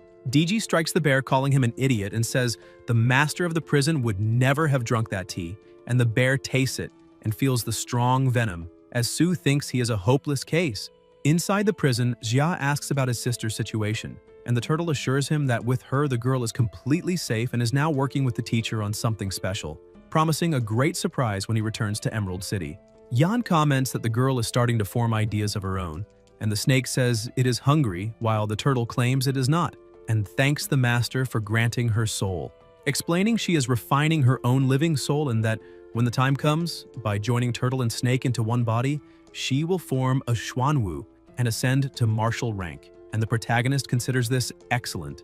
Ever since awakening, Xia notices that a new staircase has appeared on the first floor of the fierce prison, a sign that the second floor has been illuminated and new cells can now be opened. He remembers that the first-level beasts were already insanely strong, and wonders what kind of formidable monsters and sinful gods are sealed on the second floor, deciding to check immediately. As he descends, he observes the area carefully and comments that this is the second floor of demon suppression, until he hears a laugh announcing he has finally matured enough to stand before someone who has waited for him for so long. A voice inside a cage summons him to bow and says it will dictate 3 decrees. But Xiao widens his eyes upon seeing a tiny, chubby child and asks if that kid is really the powerhouse of the second floor, wanting to know if he is some kind of ginseng doll. The little one snaps back, saying he must be blind, and tells him to look at his aura, garments, and flames. And Xia asks if he is a gourd. The chubby child becomes enraged and introduces himself as the great sacred child king of the fire cloud, the legendary Red Boy, while Xia calls him Holy Brat and remarks that he is indeed the brat famous for that title, irritating the creature even more. The child then transforms into a gigantic demon, proclaiming he will massacre every living thing, burn the entire world, and silence all existence, erasing Buddhas, immortals, and the very notion of being. The energy he unleashes fills the entire prison, but lightning immediately crashes down on him, and the demon roars for it to strike harder, claiming to be the eternal king impossible to finish off until more lightning violently hits him and forces him back into child form. Xia comments that this is exactly what one expects from the second floor of that hellish prison, and that the first prisoner was already shouting about destroying the world, so imprisoning him was no mistake, and he realizes that his own soul force has reached stage 6 and can still grow. He keeps walking as laughter echoes through the shadows and a devastating energy creates suffocating pressure, making Yan unleash flames as he remembers that everyone there had once been masters and were imprisoned for countless years, and that even maddened by the chance to escape, they should not have corrupted themselves. Su bows, saying he pays respect to the Guardian, and Xia orders that on that second floor, anyone who calms down first and is willing to talk should call out to him, and otherwise, the lightning will continue until they learn, and DG acknowledges the order. Red Boy grumbles that Xia is just a lucky brat for inheriting the Yangxia lineage, and asks why he should bow, while Sue urges everyone to speak carefully and not underestimate the warden, reminding them that serving sincerely is the only way to stay alive. For losing face is tolerable, but losing one's head is not. In the UN family hall, the patriarch states that thanks to their ancestors, they have been the premier family for centuries and survived the apocalypse by stockpiling resources under ancestral guidance. However, the promise made by them has not yet been fulfilled, and the ancestral wrath draws near again, and he asks who has a plan. A young man answers that the ancestors demanded 3 conditions: 100 boys and 100 girls, 10 level 3 ability users and 3 level 4 ability users, as well as digging into the spiritual vein until finding the golden coffin. They already sacrificed 100 pairs of children and gathered 10 level 3 users, but now the ancestors demand 1 more level 4 as an offering, and reaching level 4 costs a tide of resources. Even with the entire foundation of the UN family, they only have 5 users of that level, and sacrificing one would bring immediate relief. A woman agrees, saying the stored water is saturated with power and can raise abilities, but it is so contaminated it turns anyone who drinks too much into a bestial corpse. Another man comments that even sitting atop a mountain of treasures, they are powerless. Regarding the golden chalice, they explain it is deep within the mine where contamination is brutal, and demons have taken everything, and any incursion costs lives. Dozens have already died, but they were only outsiders seeking refuge, and to them it is no great loss. The elders affirm that even if the ancient ancestors attempt to act against them, they will still grant a bit of time, and someone must take on this task to gain a few more moments. And, if necessary, they will sacrifice a level 4 to appease the ancestral fury. The old woman asks where they would find someone that strong, and whether they truly intend to offer one of their own users, because if they do that, they will have no way to survive the apocalypse.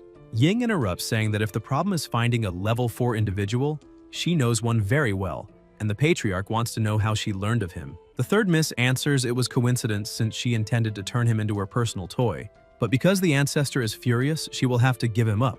And the patriarch considers it excellent, though he warns that because he is of the fire type, he may cause havoc if not bound during the ritual. He orders Sheng to accompany her and bring the offering to the altar, and both, as mid-level 4 users, accept the mission. The old woman celebrates, saying that this time the ancestral wrath will be calmed, and the man beside her says they must continue sending offerings until the sacrifice satisfies the ancestors, and the patriarch assures that with this, the UN family will rise above all others. In another chamber, the protagonist sits watching the energy ahead and concludes that only the UN fortress could contain such a dense source of power, probably the ancient core mentioned, and that the living flame must be the ancestor referred to. The bear says he heard everything and that they plan to sacrifice him, and Sue comments that his wind manipulation skill is good for spying, but what matters now is real support. And the true enemy is approaching, suggesting they enter the game pretending weakness before striking. Xia states that was exactly what he intended. Sue vanishes as the third miss enters, asking what his decision is, and Yan answers that he chose to join her, but because he was poisoned, he does not trust her. So if she wants him to believe her, she must give something first, otherwise he will authorize evacuation of the area and take half the fortress with him. Ying tells him not to get upset, says the family is generous, and shows him an ore, and the protagonist asks if it is mineral ability, and she says he may choose 3 users of whatever level he wants to prove her sincerity. Xia takes the ore and considers it acceptable, while Ying thinks he has no idea the ritual will require far more power, and that the sacrifice will be worse than he imagines. But thanks to the purifier, that minor pollution means nothing. The ore shines, releasing intense pressure, and Yan feels his ability power increasing, imagining that if the entire mine is like this, it must be overflowing with energy. The third miss smiles, thinking outsiders understand nothing, and a few stones already buy loyalty, and she says he has decided to join the Yuan family within the ritual in the ancestral hall, and that he must honor the family, for the head will be satisfied, and once it is over, she will release the control and hand over the antidote. The protagonist warns her not to try tricks. Sheng orders them to move, and Ying instructs him to follow. They advance into a dark, enclosed area where a voice says that the sacred land of the Yuan family is anything but ordinary, and orders them to bring the offering at once. The guards shiver, saying they heard the 3,000 temple warriors kneel before the ancestors, until they see the young master and the third miss bringing the sacrifice. Xia asks if that shaking is an earthquake about to collapse the place, and wants to know where the ancestral sanctuary is because it looks more like an improvised mine. And Ying responds that since it belongs to the family, it is obviously not ordinary, and tells him to look more closely. Yan notices it is a rare type of ore, even if its purity is low, and asks if the entire cave is filled with it, and Ying says, "This is the depth of the Yuan, their true inheritance," and the protagonist finds it impressive. He then raises the essential question, asking whether she really brought him alive all the way there without fearing he might disappear afterward without leaving a trace. And Sheng laughs, asking if he intends to rob the Yuan family, saying they will have glorious memories in both their futures, while Ying says that when they pay respects to the ancestors, they also will have glorious memories of their two futures. Xia concludes that indeed the Yuan family's ancestor will receive his respects very well. Yan walks forward while the two watch him, thinking he is an idiot unable to realize his execution is imminent, until the protagonist stops before the sanctuary lit by candles, and they both announce they have brought the offering to pay respect to the ancient ancestor, receiving a satisfied praise in return. The third miss asks if he sees the depth of the sanctuary, but notices he did not kowtow, and Jia asks whether she really wants him to kneel before that being and be called an official immortal of Yuanwu, and asks whether such an entity is even worthy. Sheng becomes irritated and asks how he dares disrespect the old ancestor, and the young master tries to force him to kneel by grabbing his shoulder, while Sheng releases power against him, but Yan remains completely unmoved. Ying coils her whip around his leg, trying to drag him toward the altar, and the young master attacks from the other side, but the protagonist does not move at all, and the third miss, shocked, says he was poisoned yet is still resisting, while Sheng states that even without the poison, he is still going against all of them. Yan releases flames and asks who said he was only 4th rank, blasting the two of them away with an impact that slams them into the wall, leaving the young master groaning as he realizes Yan is not level 4. Ying, stunned, asks if he is level 5, and the flames around the protagonist intensify as Sheng tries to understand, saying that reaching level 4 already requires absurd resources, and ascending to level 5 is like climbing the heavens, something even the entire Yuan family combined could never cultivate, demanding to know who he is. Xia answers that he's not worthy of knowing, and the young master introduces himself as an assistant heir of the Yuan family, wielder of water power and impurity marks, while Ying claims that from the strength of his strike, he intended to destroy the family's great fortune. The third miss then summons a magic circle, saying his plasma will be the sacrifice, and Sheng comments that the stronger the user, the more satisfied the ancestors will be, while Ying asks the ancestor to accept the offering. The ancestor manifests, saying it is excellent and that such a fine sacrifice pleases him, introducing himself as the Lord of the 7-star, leading waters of the Upper Purity Grotto, claiming that his descent is a great blessing and asking why Yan is not bowing yet. The young master rejoices, saying the true ancestral form is descending and asking if Yan is so terrified he can barely breathe, while Ying finds it strange how calm he looks. The protagonist asks if they have even heard that title before, and the bird explains that the 7 stellar waters of Upper Purity govern all water paths of the world, while the bear says it would be stranger if he had not tasted that power already. Su appears, saying there are signs everywhere, countless fragments of time flowing through the environment, and the bear calls the ancestor a mere minor water lackey and asks how he dares claim authority in the name of the Upper Purity Grotto, declaring that such blasphemy should be erased. The ancestor looks at the group and asks what kind of human with a bird's body commands wind and thunder, and whether he is the Thunder Marshal Lei Zhenzi, questioning why he is here if ancient gods should not appear. The bear is surprised at being recognized and introduces himself as the Great Black Wind King, but the ancestor says he has never heard that name, and the bear tries to strike him, calling him ignorant. The ancestor roars, asking what filthy beast dares run wild in this mortal domain, and claims that the Water Lord has already been eliminated, so the seat of merit now belongs to him, saying he ruled the water court with effort and devotion, and how dare they challenge him, stating that a beast spirit is perfect divine food, because that formation does not even allow the soul to escape. Sheng marvels, saying that is exactly what they expect of an ancestor, subjugating the enemy the moment he manifests, congratulating him and saying such nourishment will help him advance even further, while Ying remarks that many wild gods and beast spirits dared invade the Yuan family, but the bear smashes the ancestor violently, throwing him to the ground, and when the being tries to rise, asking why he was not suppressed by the formation, the bear strikes him again, saying he only reached the Shuri level by stealing someone else's merit jade, and asking how someone so insignificant dares think he should follow such a laughable creature. The bird releases its own power, and the young master notices the shift as spiritual chains close in on Ying, and the protagonist comments that it is as fragile as paper and crumbles with a touch, asking who is really being presumptuous there. The ancestor panics and calls for the 3 generals, saying he was careless and meant no harm, but the bear jumps, saying it is too late, lands on him and releases a disgusting stench. leaving both members of the Yuan family horrified. Xia and his beasts gag and start vomiting, and the ancestor begs them to spare him and show mercy. He tries to flee, but the bird blocks the path, asking whether he really thinks he can escape. A colossal burst of energy explodes in the air and strikes the ancestor, making the two Yuan youths lose their breath and ask who that man is.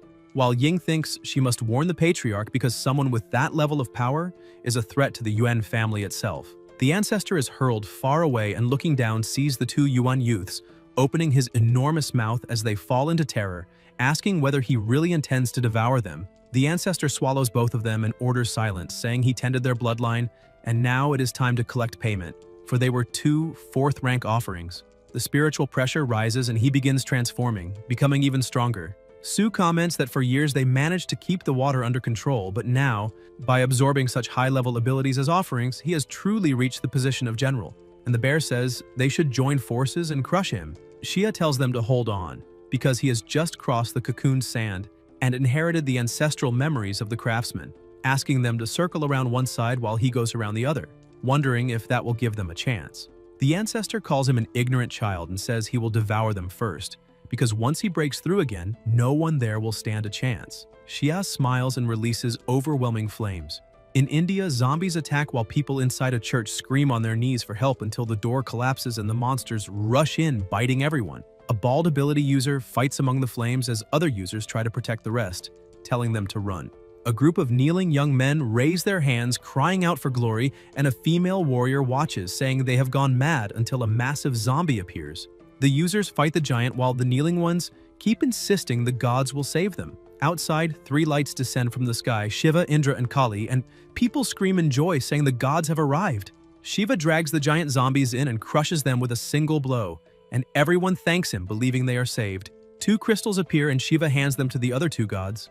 Kali eats one with a smile, saying the taste of thousands of souls is rich, and Indra says it is acceptable, but he prefers another flavor, leaving people confused. Shiva says they are merely taking what is theirs, and suddenly the human warriors begin being pulled toward them in terror. Shiva drags them in and crushes them just as easily. Crystals emerge from their bodies and the 3 gods feed on them, saying the taste is far better than that of the dead. Shiva says the number of Gauls and humans who fought together with the memories etched within them were all extracted from their spiritual essence, and Indra says it is foolish to call that duty, a war fueled by greed under the disguise of humanity, while Kali says that not only in Vania but across all realms, the peak gods only sought to fight each other to the end, even after 1,000 years of prayers. Shiva says that even now, when people try to resist, the divine power remains strong and that the place is unworthy of such a struggle. Kali laughs, saying that in the 3,000-year war, she followed Aegon into the lands of Vantia, and Indra says he understands and that they must wait for good news. Shiva calls the 2 to leave and they vanish, leaving everyone horrified until they notice another group of zombies approaching in the distance. Deep in the Yuan fortress mines, soldiers order everyone to dig faster, and workers complain that they have already gone too far and ask about the promised fair treatment, mentioning monsters deeper below. Then Yuan Rui, a 4th-rank ability user, appears, saying someone entered the Yuan mansion, drank their water, ate their food, and even stole ore, and now they have 2 options: dig or cut open their bellies to return everything. He says everyone must take the superior purity pills to cleanse the poison contaminating their bodies. People ask about poison, and Rui answers they are already contaminated, and that both digging and refusing will lead to death, and taking the pill or not is their choice. They call him heartless, and Rui says to relax, because once they take the pill, the contamination will vanish, and their cultivation will even rise, so they have nothing to lose. A soldier comments that a few words are enough for him to control them, and adds that the ancestral golden coffin must be close. A tremor shakes the mine and an explosion echoes. Elsewhere, the ancestor is hurled away with heavy wounds, and the protagonist approaches, telling him to keep going. Jia rushes again, surrounded by flames, while the ancestor tries to flee, calling him a maniac, and Yan releases another blast of fire, making the ancestor run in panic, begging them to stop, while the protagonist orders them not to let him escape. More explosions occur, and a voice asks what is causing so much chaos. The soldier replies that he heard Ying capture a 4th-layer user to sacrifice to the ancestor, and that, judging by that sound, the ancestor must be absorbing the power now. It is an extremely overwhelming force, and the ancestor will certainly reap immense benefits this time. Such dominant energy can only mean great gains. And that is excellent, because the ancestor is an ancient god who commands the water element, and with such a powerful god as backing, the Yuan family will be able to rise and rule the next era.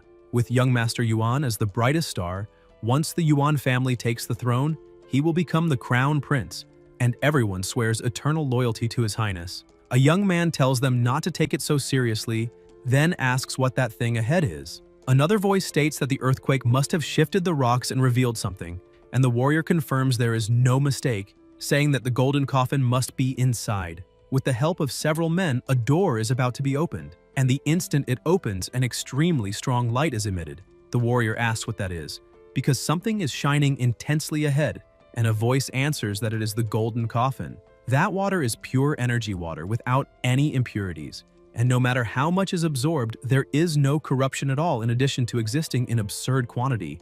It seems that the entire vein was formed by the water that flooded the place, and he asks how many powerful users could be nurtured there, stating that not only 4th layer users, but even 5th or 6th layer ones would be possible. Truly, fate favors the Yuan family. Everyone then notices something and sees the ancestor near the coffin. It really is the legendary golden coffin, and with so much water from the spiritual source present, once he absorbs it and opens the coffin, he asks what that cursed little brat could possibly do against him. They say that a god has descended before their eyes and ask whether that will be the true foundation of the Yuan family, unparalleled in the entire world. Suddenly, someone strikes them, but they do not know who it was. The protagonist approaches, shrouded in a terrifying aura, and strikes the ancestor directly. Everyone looks on in shock. The pressure around the area rapidly intensifies, and the ancestor is struck once more and falls to the ground. Everyone shouts for the ancestor, asking who dares to attack him, saying that this is impossible, that it cannot be real and must only be a hallucination. They question whether he is truly attacking a god and ask who he is. Zia comments that that pursuit battle from a moment ago helped him understand that memory fragment. Yan uses the fire steps and explains that when the soul body Yang Xia dispersed, it left behind a memory fragment treasure, and that it was necessary to keep fighting and leveling up to unlock them. The fallen ancestor calls him a little thief for daring to act so wildly and orders him to obey, stating that once he absorbs that water from the spiritual source, his injuries will be completely healed and everything will become his. The protagonist moves a finger and the beast prison appears, ordering them to gather. The waters begin to move and converge, while the ancestor shouts for him to stop, saying that all that water belongs to him and that this must cease immediately as the people around cry out for the ancestor. The soldier asks how he dares steal from the Wayne family, and the warrior beside him says that this is extremely dangerous, that they must not approach and need to attack using a treasure. The soldier activates the mirror and a mirror soul light is emitted. He bites his finger, pours his own blood onto the mirror, and orders the Jade Beauty to emerge, commanding her to eliminate the boy and save the ancestor. The Jade Beauty moves at high speed, but the protagonist summons several flame birds, and the birds charge straight at her. The Jade Beauty begins to shatter. Then, some items start to move and the warrior summons the Lotus platform, which appears before them. Xia observes and realizes they are coming toward them, but Yan blows them up with ease and says that this is fun and exhilarating, stating that even without holding back, he will drain every last drop of that water. The warrior orders all the seeds to attack at once. The seeds rush toward the coffin and the ancestor shouts for them not to damage the golden coffin. The pressure in the area continues to rise. The protagonist watches the seeds approach the coffin and incinerates them completely. Then Xia burns the artifact in the warrior's hand with seething flames. Meanwhile, all the water continues to be drained into the tower, and the ancestor remains fallen on the ground, desperately crying out for his source. The coffin begins to tremble, and the warriors ask what is happening, questioning why it suddenly became so cold. Yan asks what exists inside that coffin, and the ancestor replies that, according to legend, inside the golden coffin are the bones of a celestial being, and that whoever obtains them can enter the gate of heaven and attain the title of golden immortality, which is precisely why, all these years, it has been so coveted. The coffin continues to shake violently, emitting a strange sound. The protagonist asks where he heard that legend, and the ancestor counters by asking whether it was not he himself who told it to him in the first place. Then insects begin to pour out from inside the coffin, and there are many of them. The insects crawl into the mouths of some of the men, and their bodies begin to undergo strange reactions until they are reduced to nothing but bones. The others panic and start to flee, but they are also caught by the insects and end up reduced to bones as well. The warrior activates a barrier and tells them not to come any closer, stating that it worked and that the insects cannot enter. They remain still for a moment until the insects begin to break through the barrier, and the warrior is devoured by them in the same way. The protagonist observes and remarks that they are vile and venomous. Some insects approach from behind him, but Jia immediately notices and releases his flames, asking whether they possess resistance to fire. More insects continue to approach in terrifying numbers, and a voice murmurs about plasma and spiritual energy. Yan states that if those insects are allowed to spread, the consequences will be disastrous, and that they must find a way to stop them. The bird envelops itself in an astonishing aura and charges at the insects, releasing the soul-destroying thunder of the heavens and striking them head-on. Even so, the bird senses something is wrong and watches closely, because despite the attack, the insects are still able to advance. The bear asks what kind of cursed insects those are, saying that not even heavenly lightning has any effect, and that their resistance to lightning has clearly increased. The bird then uses another ability, 1,000 thunder cages, unleashing absurd power and overwhelming pressure. People who were fleeing from the insects are struck by the lightning, as are soldiers on the other side, and the mine road is completely sealed by electricity. A soldier says they need to report the situation to the clan master, while another voice claims that something abnormal is happening inside the mine. The insects continue to move until they are struck by the lightning, and the remaining ones pause for a moment before advancing toward the mine. An arrogant voice declares that they dared to resist and that all will be devoured. The insects enter the mine, and even as they pass through the lightning, remain completely intact. The bird asks whether those insects truly can consume its lightning and urges them to act quickly, saying it cannot hold out much longer. The bear replies that it will help. Meanwhile, the ancestor lets out a sinister laugh, and insects continue to pour from his mouth. The protagonist releases flames at them. The bear charges straight at the ancestor and declares that the body of that cursed guardian has become a breeding vessel for insects and that he will eliminate him first, but the ancestor blocks the attack. The bear keeps pressing forward, his eyes beginning to emit power, and he finally manages to strike the ancestor, telling him to look at himself and declaring that he will sit on him and crush him. The ancestor asks how he knew the legend of the golden coffin and declares that this is the true legend of the golden coffin.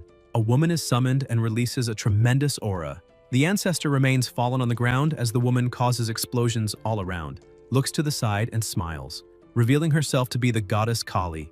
An item approaches the ancestor's head, enters his forehead, and he reveals that it was she who implanted the insect egg into his body, controlling his will ever since. He never realized this and continued searching for the magical artifact she left behind until the long-awaited day finally arrived, the breaking of the coffin. The ancestor releases mana around his body, gathers insects in each hand, and declares that although he cannot withstand even a fraction of the power of the original body, this is already more than enough to eliminate a small fry like that. The protagonist comments that no one would have imagined that the insect mother Kali of Shindu would hide there for 1,000 years using a double, and states that if he had not encountered her by chance, she would have caused an immeasurable disaster in Yanxia. The bear reacts furiously, asking whether he dares insult the director and vowing to tear his mouth apart. He charges again, and the ancestor asks whether someone like him truly dares to block his path.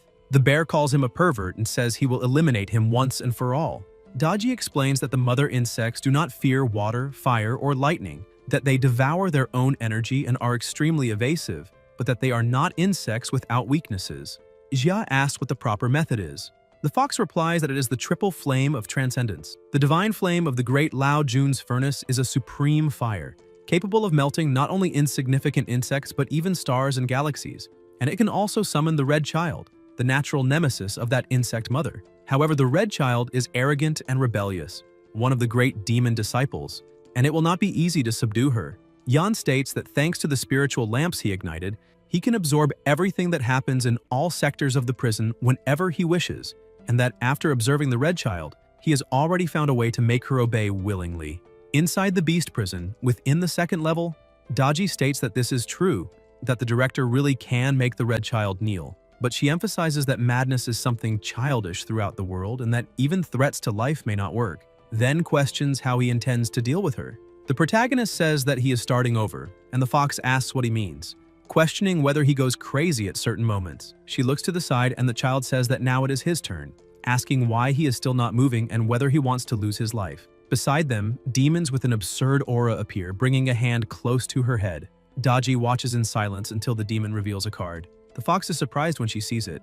The child comments that he drew the Joker, and the two begin laughing loudly together, while Daji realizes that they were playing cards. She asks what this means and whether he really thinks that with just this he can make the red child submit. The child says that now it is her turn to draw a card, but then notices something, someone large approaching, and it is the protagonist, commenting that he has ended up reduced to playing Joker tag with some incompetent soldiers and asking whether that is not boring. The child asks how he dares spy on her, and Xia provokes her by asking whether the sacred baby king is afraid of being watched. The child asks what he is doing there, how he dares enter that place, and whether he is not afraid of being reduced to ashes.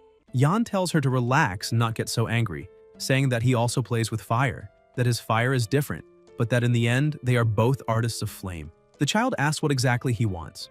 The protagonist answers that he already said it and states that he only came to play a little with her. The child, irritated, asks who would want to play with him, orders him to leave immediately, and says that she is not like those useless brats and will never bow to anyone. The fox comments that this is not good at all because the child is clearly irritated.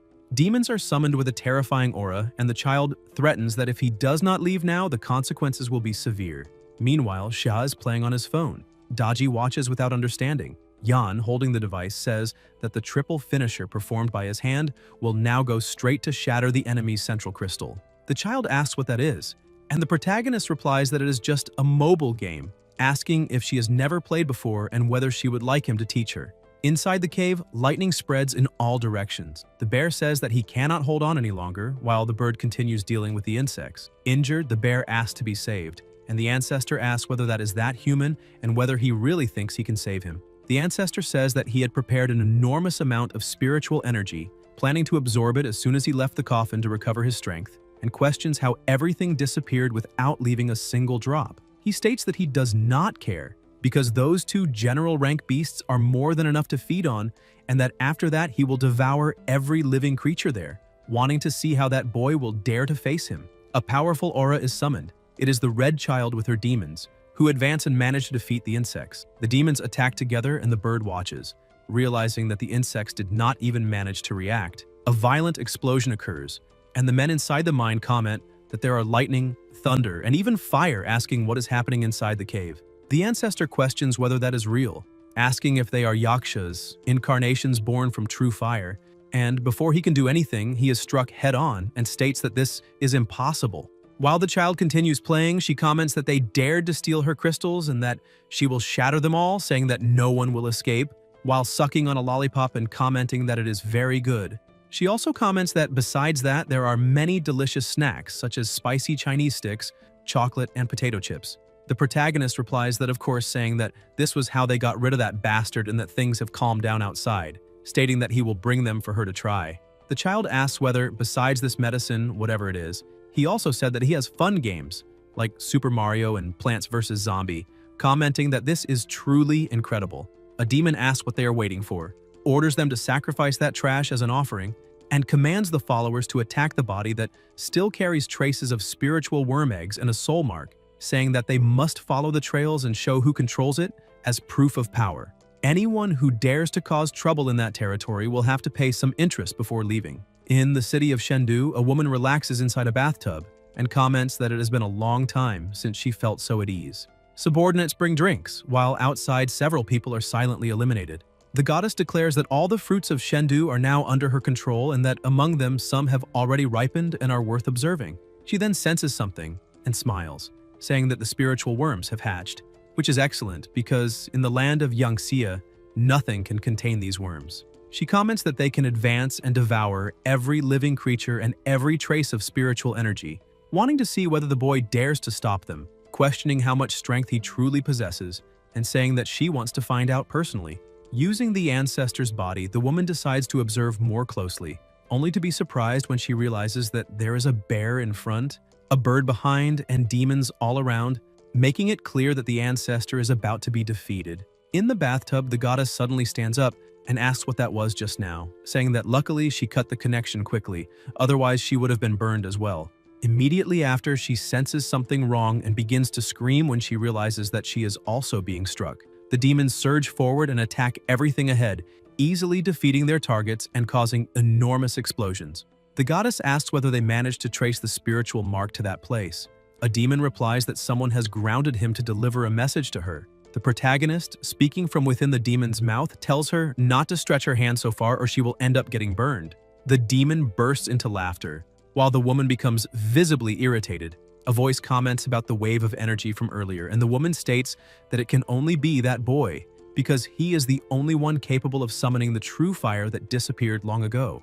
The ancestor beside her remarks that it seems he noticed her tricks from the very beginning. The goddess flies into a rage and says she will tear him apart. Someone nearby observes that his hidden cards are being revealed one after another, and that they should not confront him with brute force. The ancestor agrees, saying it is better to observe the movements of the other gods. The goddess says there is no other choice and that her face will never return to what it once was.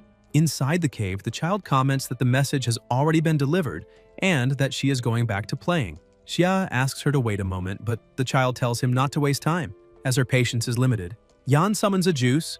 The child shows interest, and the protagonist comments that there is still a game outside that is fun, and that they should take the opportunity to go. The child replies that it is fine and says she will shine brilliantly.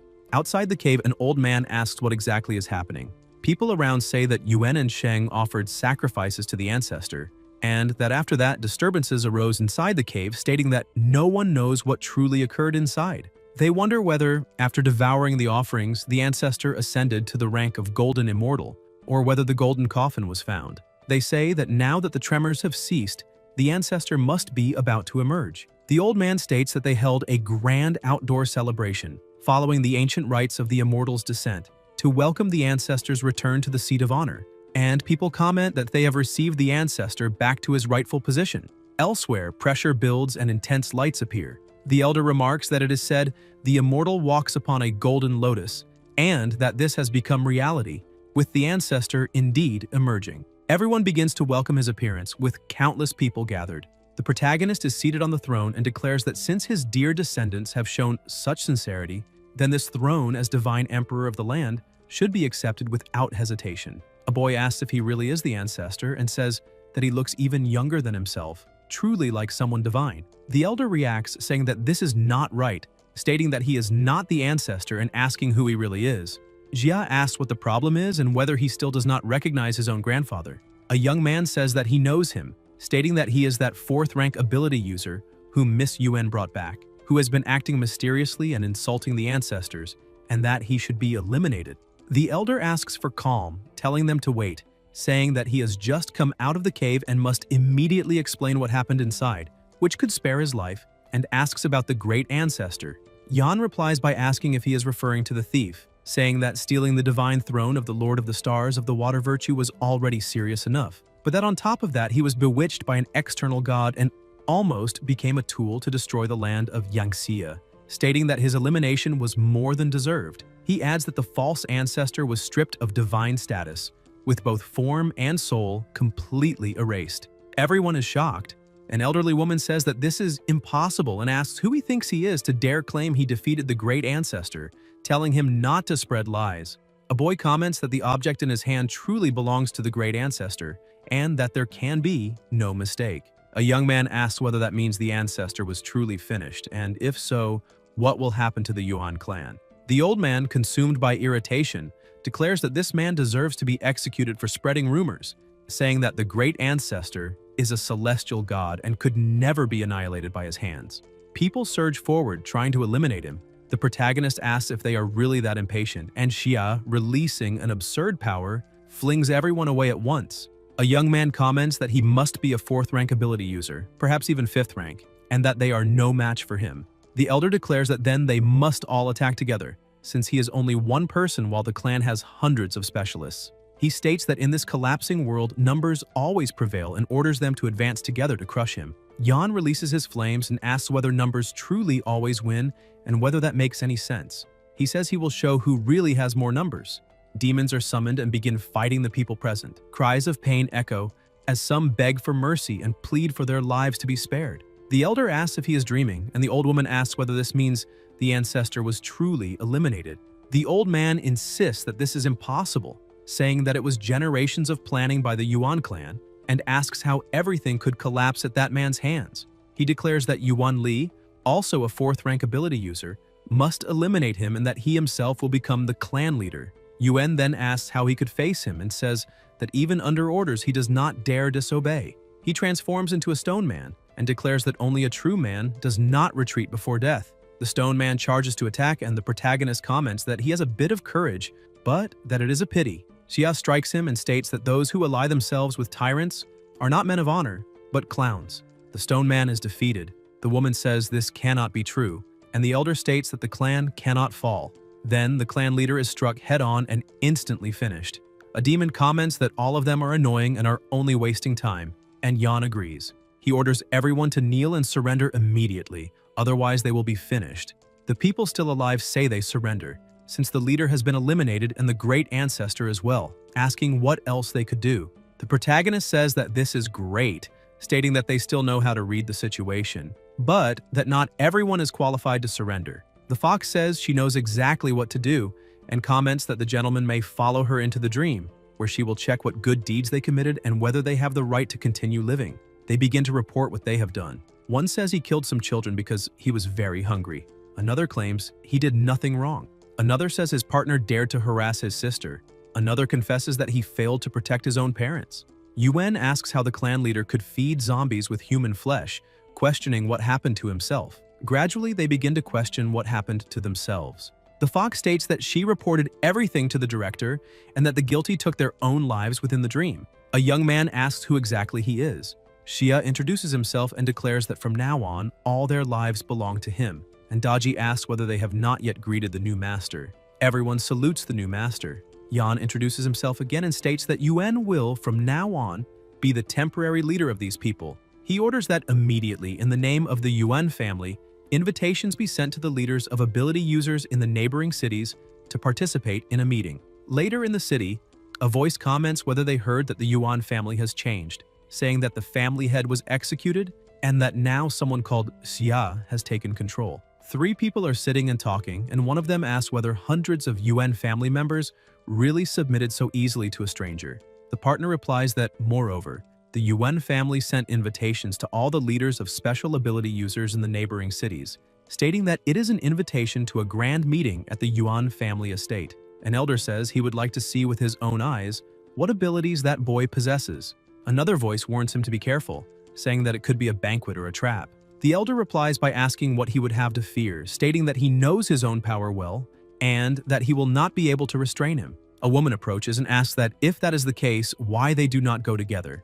The men quickly move away and ask when she appeared, warning each other to be careful. The master asks who she is, and the woman replies that her name is Zhang Yu, leader of Amber City. The master asks why he should go with her, and Zhang replies that the Yuan family controls superpowered minds, monopolizes Qing Dan pills, and possesses all kinds of magical treasures, stating that if not for Jia Yan's sudden interference, the Yuan family would have swallowed the entire South sooner or later. She flies into his hall and asks whether, now that the Yuan family is in crisis, this is not a golden opportunity, questioning whether he truly intends to let such a juicy prize slip away. The master remarks that this is getting interesting. In Haiyao City, a warrior fights zombies while a voice tells him to keep it up, since the day's goal of eliminating 100 zombies is almost complete. He informs the chief that a message has arrived saying the Yuan family invites him to a meeting at their residence. The chief asks about the Yuan family and says those scum are not worth his time, ordering them to refuse.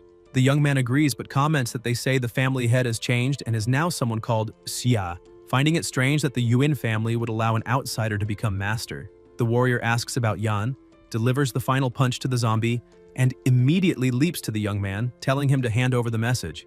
After reading it, he realizes it really is Xia and orders the carriage to be prepared at once, saying he is leaving immediately. The subordinate asks what happened, and the warrior grabs a jacket and replies not to call him chief because he is going to meet his true master. In Fangs, someone places a letter on the table, and the woman asks if that is the Yan they have been talking about. She says she found the proposal to develop the port pleasant, but as for what they said about him, she wants to personally confirm whether he is truly a partner worthy of cooperation. On another day, near the mountains, the protagonist is cultivating at the summit and thinks that the mountain range filled with mines stretches for kilometers and that although all the ores are contaminated, his demon-suppressing tower can purify them completely. A powerful energy is released around Xia's body and spreads outward, while Yan begins to absorb it.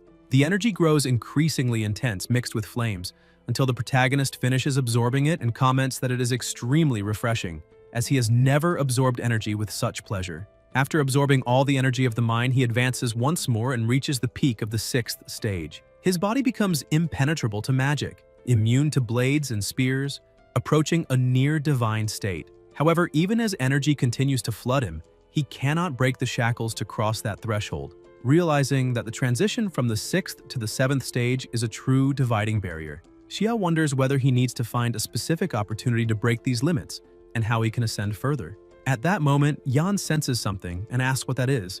Thinking that, as expected, Yang Xia's memory fragments have awakened. The fragment lights up and reveals the method to break the barrier, showing that the key is to undergo a battle of life or execution, because only that can connect body and soul and allow ascension to the 7th stage. The 6th stage is equivalent to the power of ordinary immortals, comparable to that of high-ranking generals. After absorbing the essence of Chen Shui and the remaining spirit of the Water God's card, another soul lamp within him ignites, and he then decides to check who is imprisoned in the next cell. On the 2nd floor of the cells, a voice complains that the jungle game is trash, saying he only steals lanes throughout the match and asking whether he is not going to help the mid lane. It is the child, playing on a phone, irritated that things are not going as desired. In the game, she chats with other people. The protagonist thinks that the red child is using his father, the Bull Demon King, to climb the hierarchy, and that it makes perfect sense. Undoubtedly, the being imprisoned on the 2nd floor must be an existence even more terrifying and powerful than the red child. Inside the demon-suppressing tower, he has already suffered an ambush by Jing's son and nearly perished from the red child's Yaksha attack. And the further he advances, the more powerful the entities he encounters, realizing that he must remain cautious. That blazing barrier should be enough to block any damage. Shea continues walking until he notices something to the side, seeing someone writing and reciting the conduct of a virtuous man. It is a young man who says that through tranquility the body is refined, through moderation the spirit is nourished, that one who does not understand detachment cannot reach the goal, and that one who does not understand stillness cannot go far. Cultivating virtue is based on a single word, stillness, and he comments that if he had understood this truth during the imperial examinations, everything would have been different. Yan assumes an attacking stance, and the young man says that it is the director's arrival, apologizing for the inadequate reception. The young man stands up coughing, and the protagonist thinks that he imagined he was heading into a fierce battle, asking if he is all right. The young man replies not to worry, saying that he is just a useless scribe, frail since birth, and asks for forgiveness. Xia asks how someone imprisoned on the 2nd floor could not be an important figure, saying that calling himself weak sounds like a joke, and asks for his esteemed name. The young man continues coughing and replies that the past can never return, and that whenever this thought arises, he apologizes, as he needs a bit of rest. Then he quickly falls asleep. Still there, the fox comments that this person shows no fluctuation of energy in his body, and that his appearance is exactly that of an ordinary student, saying she could not discern his true identity and questioning who he really is. Yan replies that in ancient legends, many mythical figures were connected to scholars, and that this was only discovered much later. Huan Li runs over and reports that the leaders of the superpowers from the neighboring cities have already arrived and are waiting in the conference hall. The protagonist comments that they came quickly, that this is very good, and says they should go meet them. In the conference room sit Hu Yanqiang, Zhang Yue, Wan Hao, and Zhang Ruo Feng. Zhang releases her insects, which spread throughout the room. Wan asks what she's doing. Yue says that they are now on Yuan family territory, and that it is natural to fear that the walls have ears, explaining that the room is soundproof and that everyone can speak freely. Jiang asks what she wants to discuss. Zhang replies that it is naturally about interests. She says that since entering the Yuan family territory, she has already sent demonic spirits to investigate, and discovered that they have only one level 4 superpowered user, while the rest are below level 3. She states that although the warehouse guards are strict, it is not difficult for them because inside there is a huge amount of hongbao, qingdan, and other materials, enough to be divided equally among everyone. She adds that she has already allied with brother Huo Yan to split the family and asks what the two of them think. Wan asks if she is talking about dividing the Yuan family and whether they intend to turn against Xia Yan. Ruo comments that even though he is young and not even a plasma Yuan, he still managed to take control of the family, making it clear that he is not an ordinary person. Yue says that no matter how strong he is, in the end he is only level 4, and that if they attack together, he will not be able to resist. Huo states that in the end times, resources always belong to the strong, and that if Xia cannot protect them, they will go to someone else anyway, asking why they should not take them and whether he will join the deal. He thinks it is almost certain, 9 chances out of 10, because with such a weak UN leader, even a fool would know what to choose. Hao says that this is foolishness. Zhang asks what he means by that. Wan tells her to shut up and says to stay out of this as much as possible. Huo asks if he does not want to get involved, and Ruo replies that whatever he decides to do will not be stopped, but that she does not want to be involved in his affairs and that he can act as he wishes. Yan thinks that he expected at least one of them to be eager to join the plan but did not expect both to refuse, and wonders why.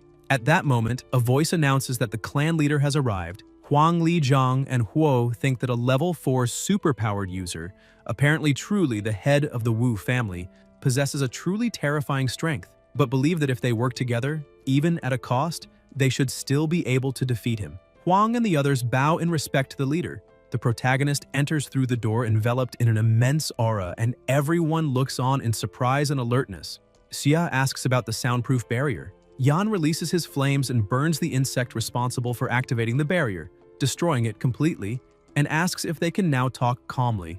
Zhang and Huo say that they cannot even perceive the extent of his power and ask what his true level is. Yue steps forward, says that the reputation preceding him was indeed not false, and greets him, thinking that by touching his body she will be able to probe the true extent of his supernatural abilities. Wan stands up quickly, visibly excited upon seeing him, and says that it is really him, stating that he missed him greatly.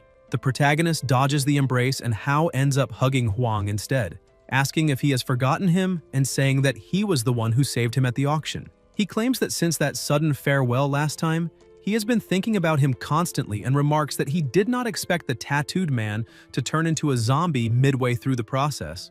Xia asks whether that is not loyalty enough. Wan replies that the moment he heard the family leader was him, he rushed over immediately, asks who he wants to fight, and says he will be the first to charge into battle.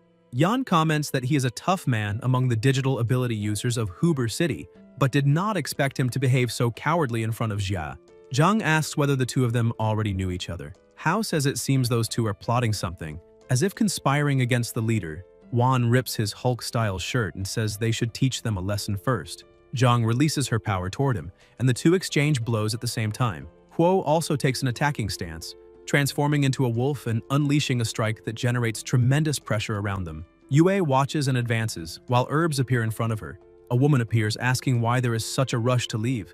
Zhang looks back, summons a leaf, and begins to fly, saying that if she wants to leave, no one can stop her because she is safe. Meanwhile, the others continue fighting, and Li comments that if the fight goes on, the entire house will be destroyed.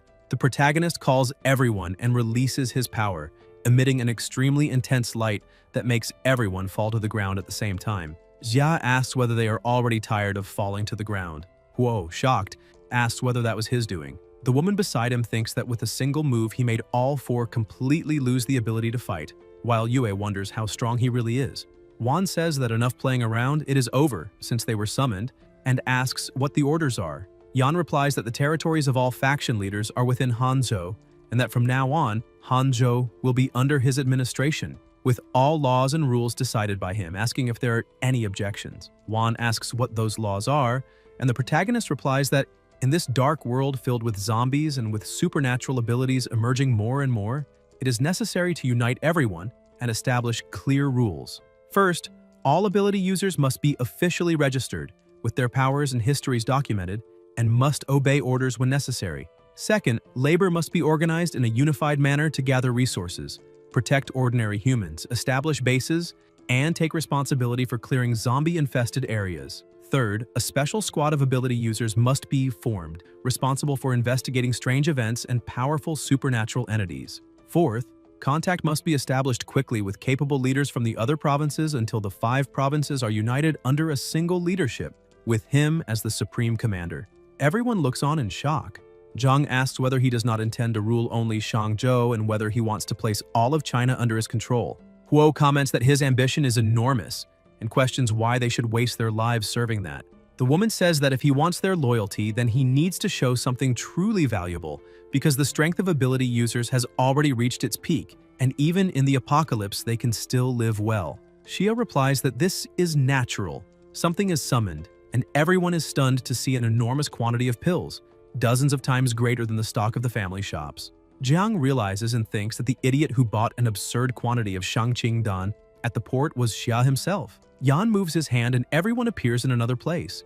Zhang says that it must be fake, takes an apple, bites into it, and realizes it is real, a true fruit. She kneels and says that everything she said before was wrong, that she was blind, and that from now on she can follow him, even if only as a servant at his feet, doing whatever he wishes, asking only to be able to keep tasting that fruit. Huo says that this is shameful. The protagonist moves his hand once more and they appear in another location. Wan observes and says that spiritual energy is pure essence, 100% free of any pollution, and that with just a single drop, it would be possible to advance without pain. Hao perceives its value and says that he is willing to become a loyal servant, asking that he be granted 3 drops of that liquid, since even a single drop would already be enough to reach the 5th stage.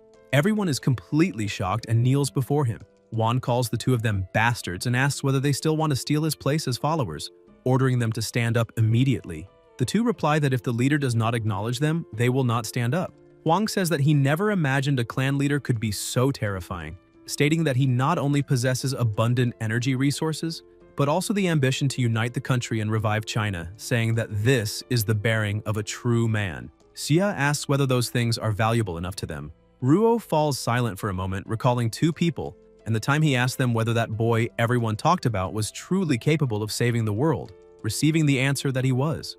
Jiang thinks that, unfortunately, he had always been pessimistic, believing that humanity had already reached its end, and that what they were living now was merely borrowed time. But upon looking at him, he finally sees hope. Ruo sighs and says that, starting from the port of Fengqi, he will give everything he has to complete the mission. Huo and Zhang state that from the cities of Heiyao and Chiti, they are willing to serve the leader. Wan says that he himself, from Feikui City, is ready to serve him. All the other members of the Yuan family also step forward, saying they are ready to serve him, crossing fire and water without hesitation. The protagonist says that this is very good, summons a chest for each of them, and states that everyone there knows how to distribute these resources. Yue says that she will take on the task of contacting the other provinces and will carry it through to the end. Wan comments that the 2 of them are even more excited than he himself is. Yan says that he knows, of course he knows, and states that he will return immediately to carry out the orders, gathering all ability users, rewarding merit and punishing faults. Jiang comments that this is a matter of utmost importance and that, to carry it out properly, a clear system will be required, saying that he will prepare a report later for the king to review. Huang recalls that earlier the clan lord mentioned the desire to seek out strange phenomena and powerful beings in different regions, and that during this period the Yuan family had been searching for treasures and happened to find something unusual that he would like to report. Yan asks what it is. Elsewhere, near a mountain, the area is overrun with zombies near a new sanctuary. The zombies spew smoke from their mouths and roar deafeningly. The protagonist is hidden with his team, and Wan says that there are many level 4 zombies there, stating that if they are surrounded, they will be torn apart. Xia asks what place that is, and Li replies that it used to be a temple dedicated to Lady Hutu, and that before the apocalypse it was extremely popular, considered highly efficacious. After the apocalypse, however, it mutated and began to release a constant sinister energy. A terrifying pull draws all the zombies within a 10-kilometer radius to the location, raising the question of what kind of monsters might have mutated during all this time. Yan observes carefully with his ability and states that there must be something extraordinary inside. Wan says that his greatest dream has always been to fight side by side with him, and asks to be allowed to lead this time. Hao gathers his strength and leaps onto a zombie, drawing the attention of the others, who begin to chase him. The protagonist comments that his strength is not bad at all. Li says that there are many zombies and that he will also go down to help, adding that he personally selected 30 promising disciples of the clan to take part in the battle. Xia replies that in that case, he may go. Huang begins to transform into stone, leaps together with his partners, and launches the attack against the zombies. Yan jumps down to the ground and heads toward the pavilion, observing with his ability the incredible energy present there. He notices that the sinister energy is spreading faster and faster and wonders what is inside that place, deciding to enter to investigate. The closer he gets, the greater the pressure becomes, until he notices something and wonders if that is the statue of Hutu. Around the statue there is an overwhelming aura, and its body begins to crack. Xia comments that an evil wind is blowing from inside the statue and questions what is happening. The fox warns him to be careful. The statue's eyes turn red, it turns its head, and says that there is a very pleasant smell. The body continues to fracture and the statue advances to attack. Yan blocks the strike and the statue begins to shatter. Guys, if you enjoyed the video, leave a like, comment, and subscribe to the channel so you don't miss new content. Thank you.